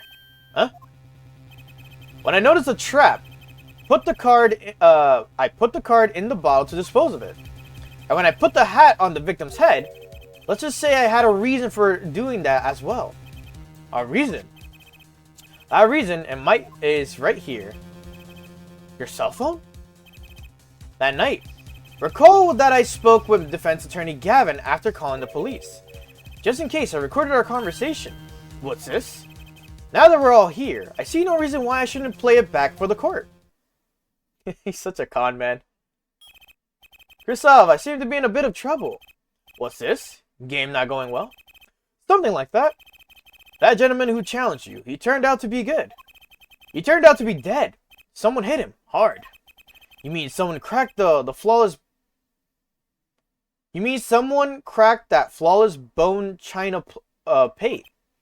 It wasn't you, was it? Me? Please, the cops should be here at any minute. I'm in your hands, should it come to that. Bone china plate. A kind of porcelain, very smooth and shiny, and not plate, but pate. I believe he was referring to the certain gentleman's balding forehead. The court appreciates the defendant's discretion in not indicating my forehead. Wait a second, something's not right about the phone call. So after Mr. Gavin ate dinner with you, he left the Broche Bowl Club. Most certainly. Then how did he know? When did he see this bone china plate? Oh, that's right. Yes. That was when I began to see my good friend in a different light. Troubled, I returned to the crime scene. And when I spotted Mr. Smith's head again, I realized exactly what was wrong. Well, Mr. Gavin, the stage has been set. Perhaps you would like to explain this to the court. Exactly how did you come by your privileged knowledge of the victim's head? So, this is your reason. The reason why you put the victim's hat back on. Your point, Mr. Gavin. It's come down to this, has it, Phoenix Wright? Order, I will have order, Mr. Payne. Yes, Your Honor. I believe this court has been left with no other choice. Are you prepared to hear the defense attorney Gavin's testimony? Well, as the prosecutor, Very well, we'll break for 10 minutes, after which Mr. Gavin will take the stand for the cross-examination. Are we all clear on that? Crystal clear, Your Honor. Very well, this will be the final recess for the day.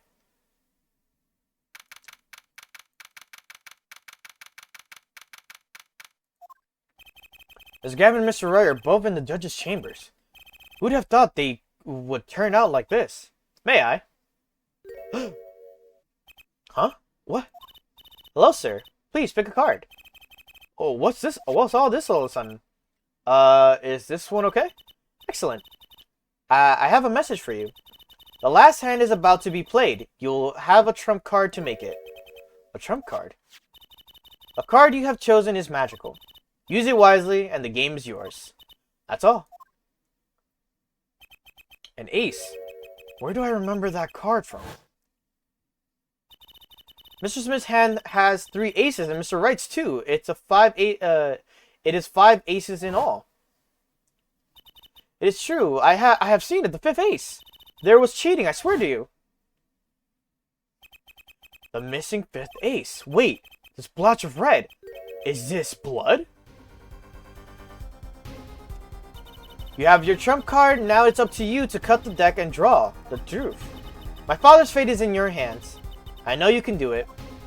She's so cute. The bloodstained card is my trump card for finding the truth. Do we even know her name? I don't think we know her name yet. I fell deep into thought as my mind raced to understand what this all meant. That girl, I've seen her recently, but where? That's when I made the connection. That's when she was like a lot smaller. Bloody ace, the court record. Oh boy, here we go. Final stretch. Court will now reconvene. Defense Attorney Christoph Gavin, will you please take the stand? Stop. Now then, if you would, Mr. Payne. Yes, Your Honor. Well, the witness state his name and occupation. Is this farce necessary, Your Honor? Believe me, far stranger things have gone on in this courtroom. Fine, I'll play along. First, there's one thing we need to have made clear. How did you know about the secret beneath the victim's hat? By secret, I'm guessing he means the fact that Mr. Smith was bald. Forgive my curiosity, but what is it about this fellow's head? Your Honor seems to have an inordinate interest in it.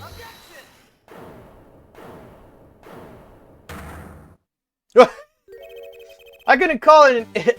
Oh, shit! The original theme! I wouldn't call it an inordinate, Mr. Gavin. Ordain it. Mr. Wright! What do you think you're doing, Wright? Wow, things sure look different from the other side. You know what I mean, Apollo. Speaking of looking from the other side, let's consider something for our second. The victim wore that hat all night, never once taking it off, except for that one time. The one time being the incident he was hit. Oh! When Mr. Wright returned from reporting the crime, the hat was lying on the floor. Mr. Wright picked it up and placed it on the victim's head. In other words, in order to have seen Mr. Smith's bald head, you would have to have been at the scene of the crime at the time of the crime. In other words, you would have to be the real killer, is what you're trying to say. Not bad, Apollo.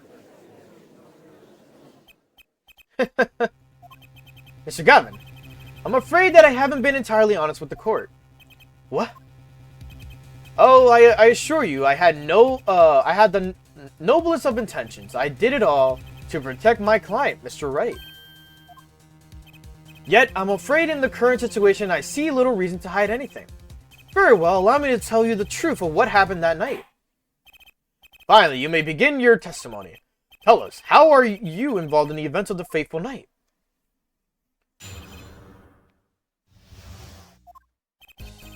The rage I sensed in that man that night troubled me, so I returned to the club. I went down to the basement and peeked in through a little window to the hideout. It might have been right after the murder took place. The victim was dead as he appears in the photo. A bald head, an unconscious girl, and Wright holding a bottle in his hand. I sensed that was not the best place for me to be at the time, so I left. That's when the call came from Wright. So, you witnessed the murder. For better or worse, I missed the actual moment of the deed. Mr. Gavin, may I remind you that you are on Mr. Wright's defense team. Your testimony is clear disadvantage to your client. What else could I say? I'm standing on the witness stand after all. So you are Mr. Gavin. And you had to testify as you just did. You had to tell them you saw the scene of the crime through the little window. Mr. Wright? You had to say that. Because that was the only probable window of opportunity. Right, Apollo? Oh. Mr. Wright, the defense should do the cross-examination, not the defendant. Mr. Justice, I like how he just allows him to just be there. He's like, yeah, you can just sit there. Don't worry about it. Ms. Justice, are you prepared? Yes, Your Honor. Can't believe I'm going up against Mr. Gavin. This trial is getting weirder and weirder. That fateful night. The rage I sensed in that man the night troubled me, so I returned to the club. I went down to the basement and peeked through the little window in the hideout. I must have been right after the murder took place. The victim was dead as he appears in the photo. A bald head, an unconscious girl, and Wright holding a bottle in his hand. I sensed that was not the best place for me to be at the time, so I left. You know what I noticed? He lifts his head up every time he says something, because obviously the last one was a lie. This indicates another thing. The little window. You mean the one you used to keep watch up the stairs? Yes, a relic of the ancient past. The black marketers used it to, I believe. Why did you go through the trouble of peeking in through the window? Wouldn't it have been easier just to open the door and go into the room? I didn't want to upset Wright, you see. Upset Mr. Wright? Yes. What if my fears have been unfounded? I'd be walking in on their match, a bad form to say the least. So far, everything he's saying makes sense.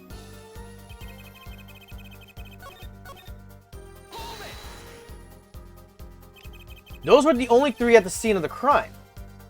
Yes, as far as I saw, at least. And we're back where we started. The killer was the defendant, Phoenix Wright. Who else could it have been?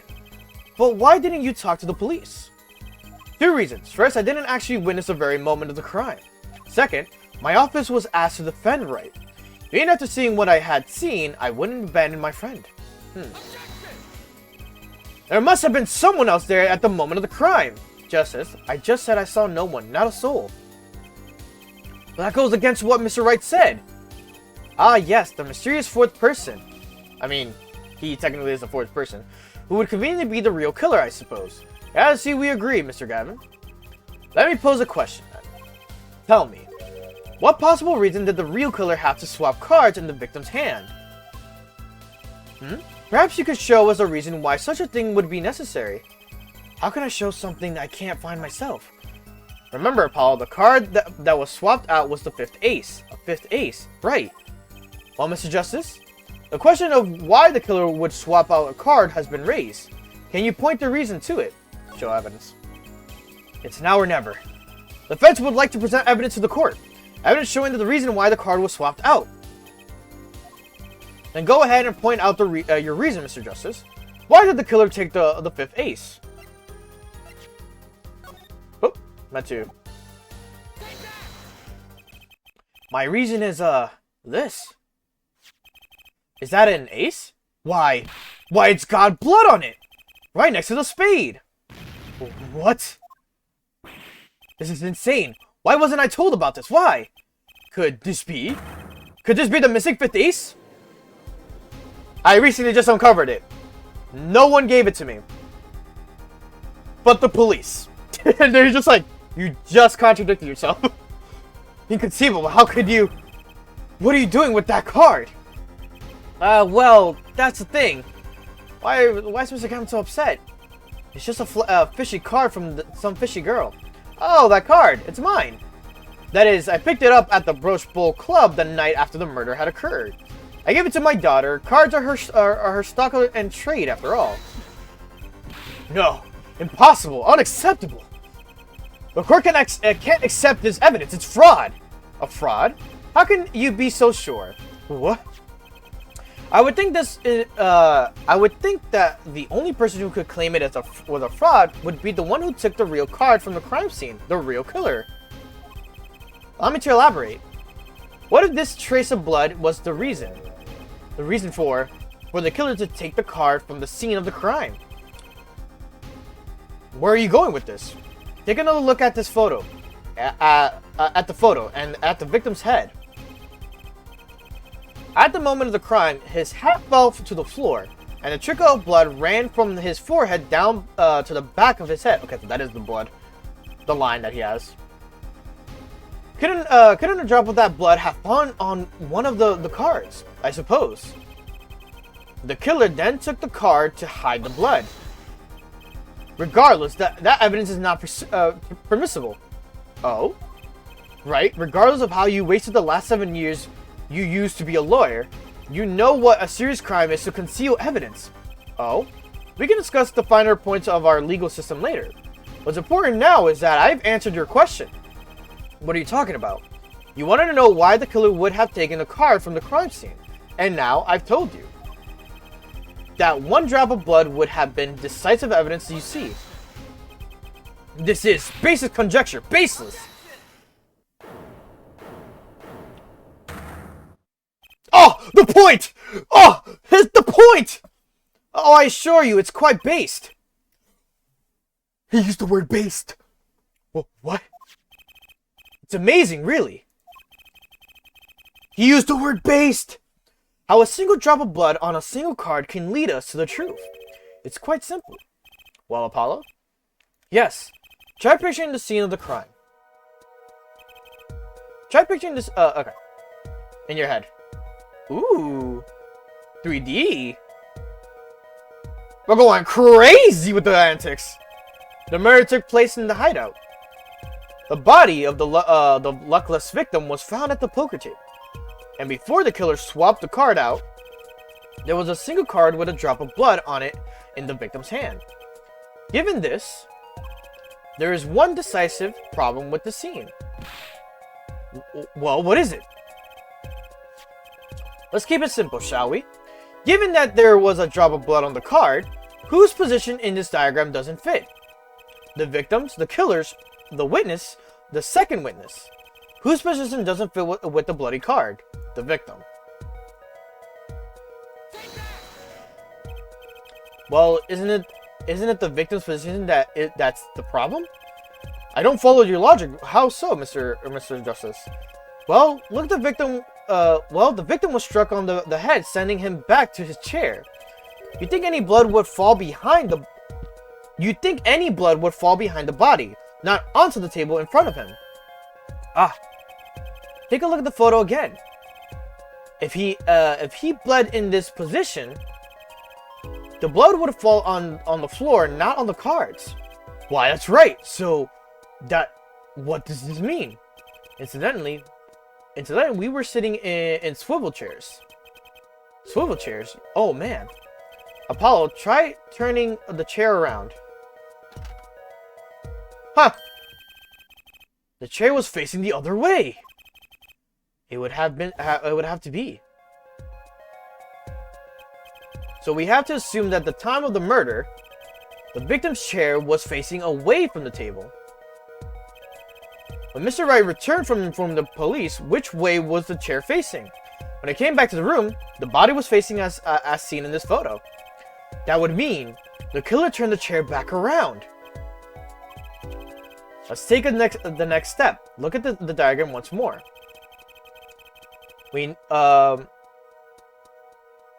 know now the victim was facing away from the table at the time of the murder, but this creates another significant contradiction. Again? Let's test your reasoning skills again, shall we? Apollo, whose location on the diagram contradicts our new understanding of the crime? The victim, the killers, the witness, the second witness. Whose location creates a contradiction of the victim was facing away? The killer? This is gonna hurt me, but we'll see. We have like 2 more chances. What doesn't make sense is the second witness. You mean to say I don't... You mean to say I don't make sense? Oh, no, of course you do, sir. Sir. As I thought. Oh. Did you say something? Would you be kind enough to show... Okay, yeah. So it'll be the killer then. And just for insurances.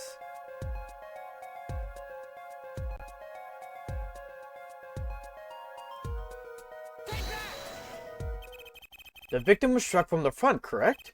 Indeed. Well, wouldn't it be hard for the killer to hit him from the front, sitting where his indicator currently is? I would think it would be quite hard, yes. Yes, but I thought the window, by the way, I thought the window could open. That's why I chose the second witness. I should have probably explained why I thought that whole process was the right one. Yes, but what you're saying makes no sense. Why would the victim suddenly turn to face the wall in the middle of the game? I believe a sufficient reason will soon come to light. What? There's something in this diagram that makes far less sense, actually. Look again at the diagram. Apollo, if the victim was struck while he was sitting as shown here, where would his assailant be standing? Try making it on the diagram. What? But there's no room to put a mark where the killer should be. Don't worry. Let's think it through and see what we find. We know the victim was facing towards a wall at the time of the crime. That's the only thing we know for sure. Try to forget about everything else. Where would the killer have to be standing to strike our victim in the front? Here. The killer had to be standing, well, here. You get points for flair, but that's about all you get. I thought I was onto something there too. I hardly need to point out that standing there would be impossible. The victim is facing a solid cupboard.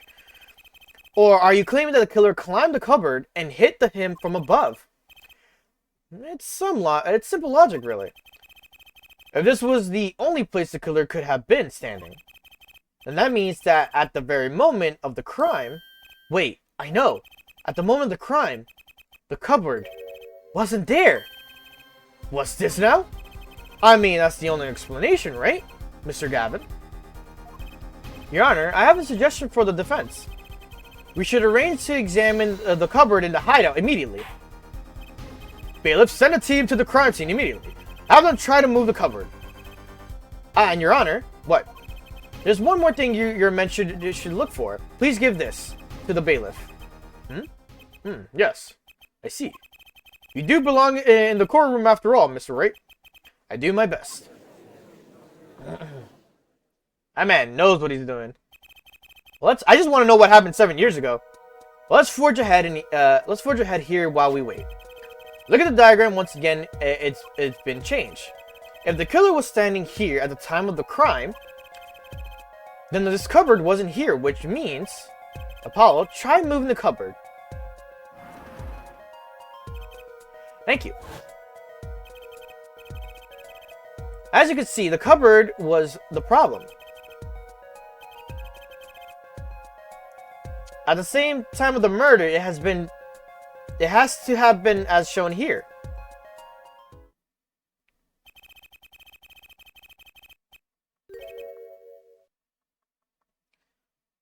Now everything is in place to reconstruct the moment of the crime. Oh my. What's this? What is it now?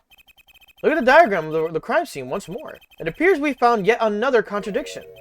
What I believe to be the final contradiction. A contradiction, in fact. Huh? Oh, dang. Notice something, Apollos? Our line of deduction is rapidly approaching its logical conclusion. Now then, Mr. Justice, please point to the new contradiction indicator. It is the victim, the killer, the witness, or the second witness. I like how they just put a 2.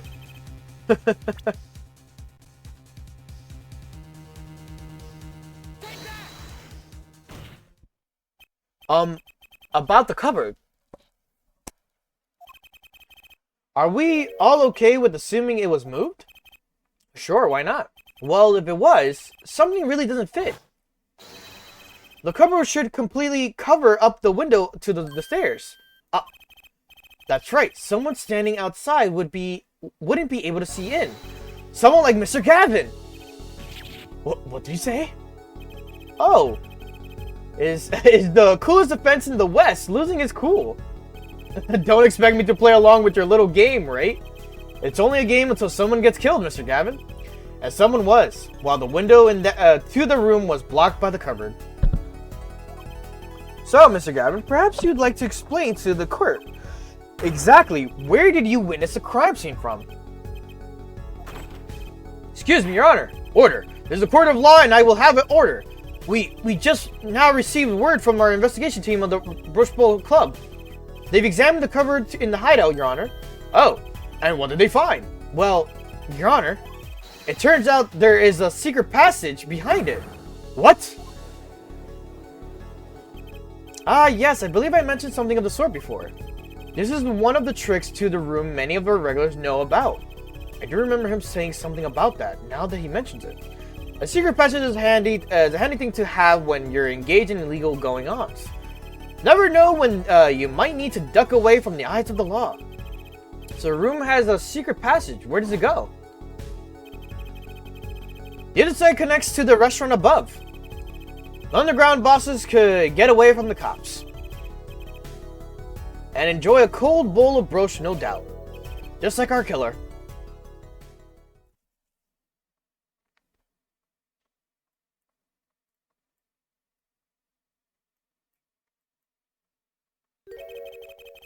You see where our line of simple deduction and reasoning has led us, Apollo. I see it, but I don't believe it.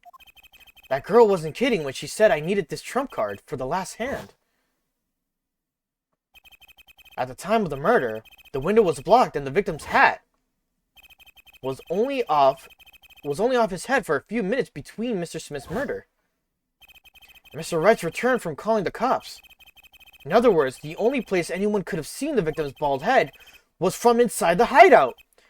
Well, Mr. Gavin, I want to say something. Dare I ask what really happened that night? Actually, I think we can probably figure out ourselves at this point.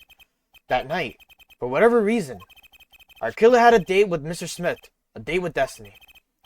There he crouched hidden in the secret passageway behind the cupboard, holding his breath, waiting for just the right moment.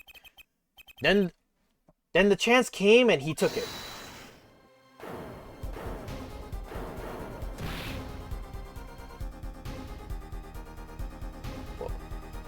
Why did he do that? Wait here, I'll get help. Miss Olga O'Reilly was out cold, struck by Mr. Smith. But his time was soon to come. Mr. Wright went upstairs to call the cops, leaving Mr. Shady Smith alone in the hideout with the unconscious dealer. Then our killer stepped out from the secret passage and into the hideout. The victim must have heard the cupboard sliding aside. He wheeled his chair around and then bam. After the deed was done, the criminal must have seen the blood on the card. He would have, of course, realized the need to destroy the evidence. That single spot of blood told the whole story of the crime. Too bad for him, he didn't linger any longer in the hideout that night. If he had, he might have noticed the cards on the floor. And the fact that that they were all red.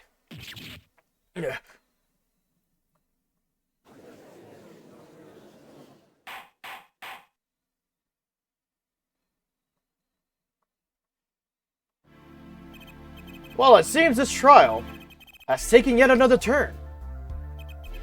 I'm truly, truly sorry I had to see this day come, Mr. Gavin. Mr. Gavin. Mr. Payne. Yes, Your Honor. The prosecution will continue its investigation. As for Mr. Phoenix Wright, the defendant, he is hereby cleared of all suspicion. Believe me when I say that I don't believe this is happening, Mr. Gavin, but I'm afraid circumstances call for me to issue a warrant for your arrest immediately.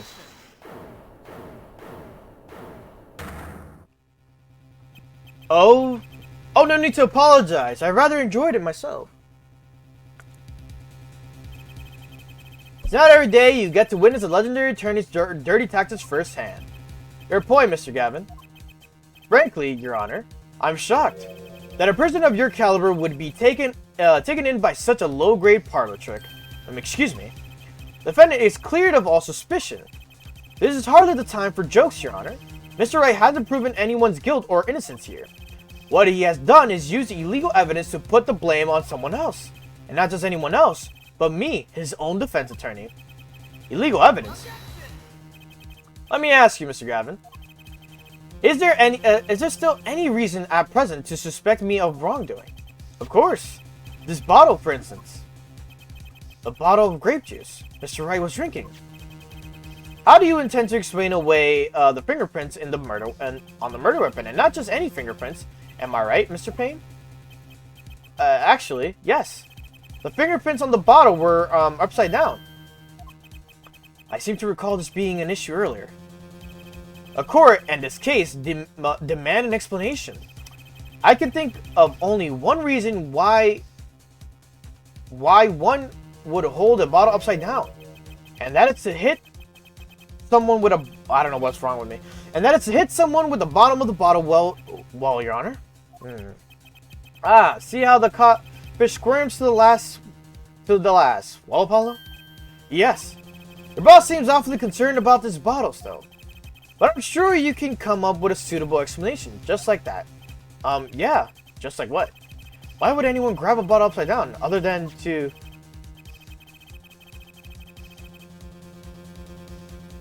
Don't let him trick you into thinking that his explanation is the only legitimate one. Is there really another? Take another look at the court record. I believe you'll find a simple answer there, in plain sight. How about you just say the answer in plain words? It would be hasty to deliver a verdict with unanswered questions, indeed. Well, Mr. Justice? Mr. Gavin said that the court and this case demand an explanation. Don't worry, justice won't leave until justice is done. Perhaps the defense would care to enlighten the court. What evidence do you have to explain the fingerprints on the bottle upside down? Real quick. It's gonna be a minute.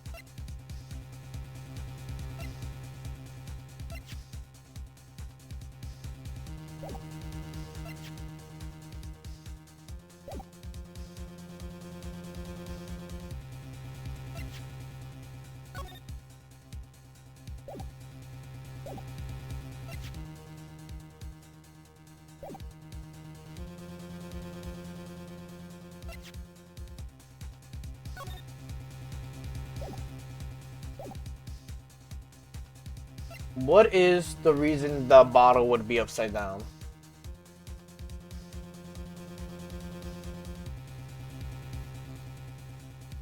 I'm like trying to imagine the thought process.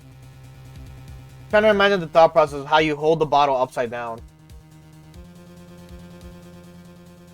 It's all good.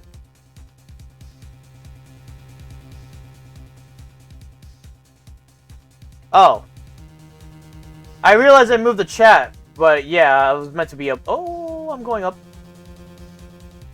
Totally, just in case. It meant to be the chat box. I don't know why the hell it just... There you go. I forgot that this is the reason why the chat box was above my head.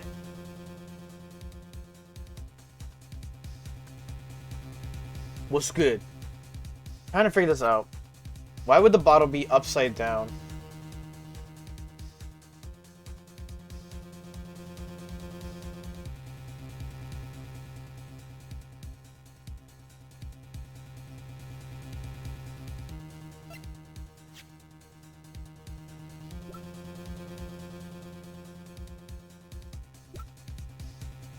I'm not gonna lie to you, you missed a lot. Sly.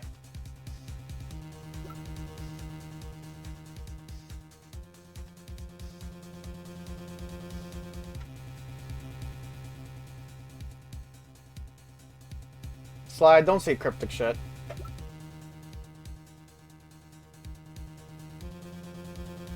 Why would it be upside down?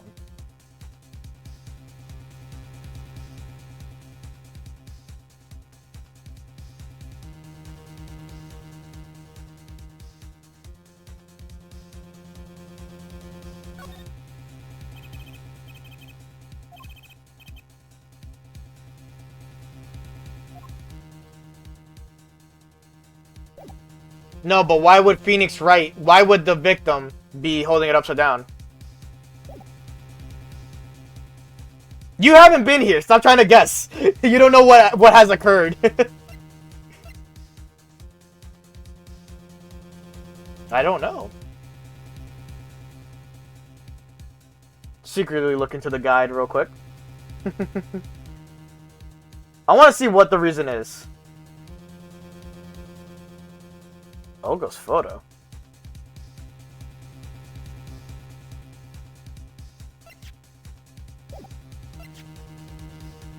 Defendant and Mr. Smith at the Brooch Bowl Club. Touch it.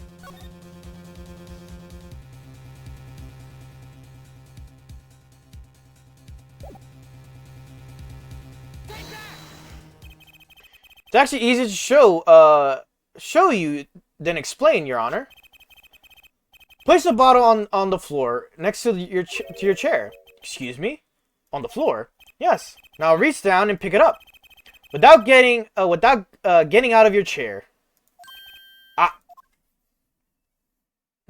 See? You naturally go to pick up the bottle by its neck. With your fingers upside down! Look at this photograph taken on the night of the murder. The defendant, Mr. Wright, sat here, playing piano, bottles of grape juice on the floor to the side of the piano bench. He would have naturally picked up the bottles upside down several times. Wow, I can't believe it was that simple. It wasn't. I was like thinking of something else, and I was like, I can't figure it out. Recall our dinner that evening, Christoph. I was drinking my usual juice then too. Basically, you used the bottle on the table to do the deed, and then you must have remembered. So you went and picked up one of the bottles from under the piano, and you switched the bottles. You took one of Mr. Wright's bottles and made it look like the murder weapon. What it do, Nick? Order, order! What do you have to say to these charges, Mr. Gavin? You missed, like, literally a lot, by the way. Like, I'm talking about, like, dialogue, characters, what is going on. Truly, you missed, like, everything. This is, like, near end stream now. Fascinating. So this is the legendary attorney's famed tactic of misdirection. What? You claim that I switched the bottle. Where is your proof? Proof? Well, that's, as I thought, more baseless conjecture. I'm afraid your bottle of the proof is quite empty. I wouldn't be so sure about that. Your Honor, when you initiated the investigation of Hideout earlier, do you recall I requested an additional investigation? Ah, yes. I have your memo about that too. Retrieve the bottles from under the piano at the Brooch Bowl Club, and here's one of the bottles in question. What are you going to? What, are you going to dust that for fingerprints too? I would be surprised if any of were on that but his. This guy's probably wouldn't make such a novice mistake true. The bottle won't bear trace or anything. Say, Apollo. Yes. Why don't you go ahead and examine that bottle? But why? Just humor me. Mr. Wright. That bottle will solve this case once and for all. What? That's some bottle. Oh my god, I see it already. Wow, yeah, it's totally not visible. There's something inside the bottle.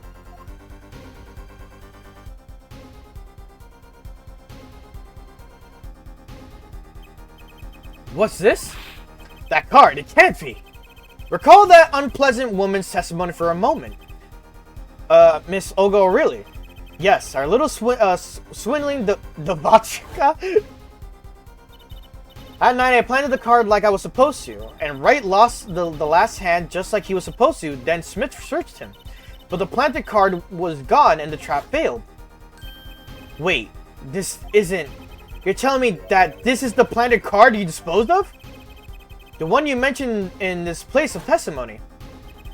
I have to put my hand in my pocket and found a card. Yes, I snuck a peek at it and found it was the Five of Hearts. I had a feeling something might happen, so I disposed of the card before the game. Dispose? Where?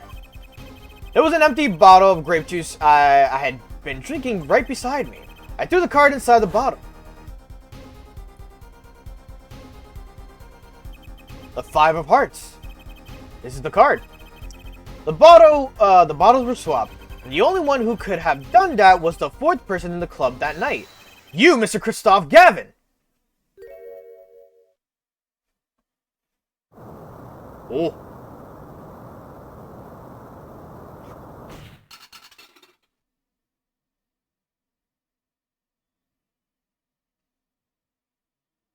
He lost his cool.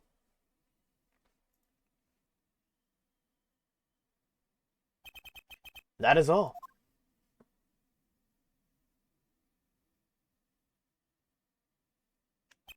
Is this your idea of revenge, Phoenix Wright? Revenge? Revenge for the events that took away your attorney's badge 7 years ago. My past is like my logic, straight and true. Nothing's changed. All I did was point the finger of justice in your proper direction. Fine. I'm glad we could have this little tete-a-tete, right? I don't know if that's how you say that. This is insane. What about me? Don't I get to prosecute? Don't I get to prosecute anyone? No, Payne, you don't. I believe it's time we finally come to an end of our trial. Mr. Payne, do you have a report for us on Christoph Gavin? He's admitted everything. We're processing his arrest now. I see. Still, one has to wonder why he would do such a thing. He didn't even have a connection to the victim, did he? None that we know of. Mr. Wright, have you anything to add? I'm afraid I can't shed any more light on the matter. About this victim, Mr. Shady Smith. His occupation was listed as traveler. An odd profession to be sure, and that's all we know about him. I'll arrange a follow-up investigation, Your Honor. Good. Mr. Wright? Yes. 7 years, and you still haven't lost your touch. Christoph Gavin was a man with such significance for me, both as a friend and a lawyer. He was extremely talented, to be sure. I needed 2 things before I could confront him. The first was a place where no injustice would be tolerated, this courtroom. The second was a man who would tolerate no injustice. In other words, a defense attorney. You, Apollo. Me? A dark time is coming for our legal system. A twisting of justice brought on by our very own court system. We have to set it right. Mr. Wright. Oh, our work lies ahead of us, and I, for one, am looking forward to it. Oh, this seems like a good time to announce a verdict.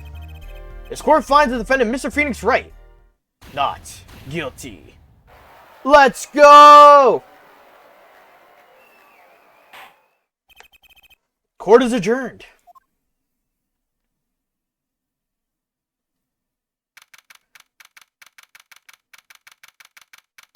What's today's date? The 27th. Holy shit. That was really close. Wow. If we started this last week, it would have been the 20th, I think. Shit. That's crazy. No. Wait, yeah, it would be, right? I gotta check the calendar. Oh my fucking god, it would have been. Yo. That's insane. Thanks, Apollo. You came through just like I thought you would. I'm pretty sure I didn't do a thing in there. It was you who cornered Mr. Gav, the killer. I couldn't have done it by myself. You sensed it too today, didn't you? Your ability. Ability? Yes. A sensitivity I lack. You'll come to understand it soon enough. Wait, I wonder if he means... I have one question for the witness then. You say you saw the moment the defendant hit the victim. Is this true? Of course it's true. What's this weird vibe I'm getting? Well, what was that, Mr. Wright? You'll have to find the answer to the question yourself. The answer? Right. The day was full of questions without answers. Most of them about Mr. Gavin. What possible reason could he have had to commit murder? Perhaps you'll learn that in the days to come. Huh? Wait, you don't know, do you? This locket is the key. Huh? Oh, that reminds me. I met the girl whose picture is in your locket. Phoenix Wright's daughter! Your daughter, right? That's right. She's my daughter. You know, you were right about the locket, this locket. Huh? I took this off his neck the night he died. But it looks like our dear Russian scam artist saw me. Though the truth is, the locket really did belong to him. Wait, but but that's perjury. You testified. You said that locket was yours. I said no such thing, actually. Huh? I merely said that it was a locket with my daughter's picture inside. A subtle distinction, but a distinction nonetheless. And it's the truth. Wait, but then why? Why was the victim wearing a locket with the picture of your daughter inside it? Sometimes the straightest path to the truth isn't the best one. Give it time. You're still just getting started with your career. Speaking of which, I may be out of a job. I work for Gavin Law Offices after all. I still can't believe I just saw Mr. Gavin get led away in handcuffs. Apollo? Yes? How about coming to work for me? Huh? You mean at the Wright and Cole offices? I mean, there's not a single attorney in my generation that doesn't know it. I can't imagine that to be true, but... Wait, but didn't you... You're not a... Oh, I turned it in my badge, yes. I'm not an attorney anymore. Do we get some insight? That incident 7 years ago. That legendary trial. And at the middle of it all was one man. Phoenix Wright. The case reached its sad conclusion and he left law for good. Have you ever thought about coming back to the courts? I'm not qualified to stand in the court of law, I'm afraid. Didn't you notice in today's trial? There was a single piece of forged evidence. Forged evidence? What are you talking about? Talking about evidence that shouldn't have existed. A naughty magician's trick. One piece of evidence struck me as odd, it's true. It just seemed, well, too perfect. I bet this was the forged evidence. Whoop. You mean this, don't you? I got this from your daughter, Mr. Wright. Yes, that card couldn't have been found at the crime scene. Why? Because the killer took it with him when he left, leaving the wrong card in its place. Lucky for us. The court can't accept this evidence. It's a fraud. A fraud? How can you be so sure? I would think the only person who could claim it was a fraud would be the one who took the real card from the crime scene, the real killer. My verdict was already handed down 7 years ago. Then you really... Yes, I forged this card. One look at the crime scene should have told you it wasn't real. But you can't do something like that and call yourself an attorney. Who's calling themselves an attorney? Apollo? So it's true. The rumor is true. 7 years ago. None of that matters much now, does it? Ah! I punched him. I mean, you could have make him look like he knocked down or something. It's your story from here on out, Apollo. Perhaps it can help you turn the next page. My office's address. Drop in if you like, Mr. Wright. I'll buy your uppercut. Try yelling "Take that" next time. I find it packs a little more punch. And Apollo, thanks for today. I had a good time. He misses the courts. And with that, Mr. Wright walked out the door. And that's how my first trial ended. A lot of mysteries went unsolved. And at the time, I had no idea they were all related. Every mystery that day, connected by a single thread of logic. I'd find that out soon enough. My name is Apollo Justice, attorney at law, and this is how my story begins. The end. What a fucking start! Brand new episodes have been added. Turnabout Corner. That was, oof. Yeah. There you go. Okay, perfect. A good start. A good way to like just kind of drop it from here. Yeah, that was fun. I miss Phoenix Wright. Dude, the music was so good. I was like, holy shit. I can't wait to continue this. We got like, what, 3 more chapters? There are, I've noticed on the list here that there are long ones. Let me just see real quick. Yeah, there's 5 parts to Turnabout Corner. We might do like a half one right there. Turnabout Serenade also has 5 parts, another half. And then Turnabout Succession, which is 1, 2, 3, 4, 5, 6, 7. We have 7. So 4 on that day maybe when it comes to it. So in how I'm splitting this up in streams, 1, 2, 3, 4, 5, 6, maybe 6 streams. Depends how long certain parts are. 6 to 7, we'll say that. But definitely 6 more streams, 7 more streams of Apollo Justice. I truly cannot wait to play more of this. But yeah, anyone who's currently watching me, I appreciate it. Anyone who's dropped by, always appreciate it. Always, always. Anyone who just drops by to lurk, as well. YouTube, we're back on some Phoenix Wright stuff. If you truly have been watching up to this point, thank you very much. I much appreciate it. On that, I'm gonna call it a stream.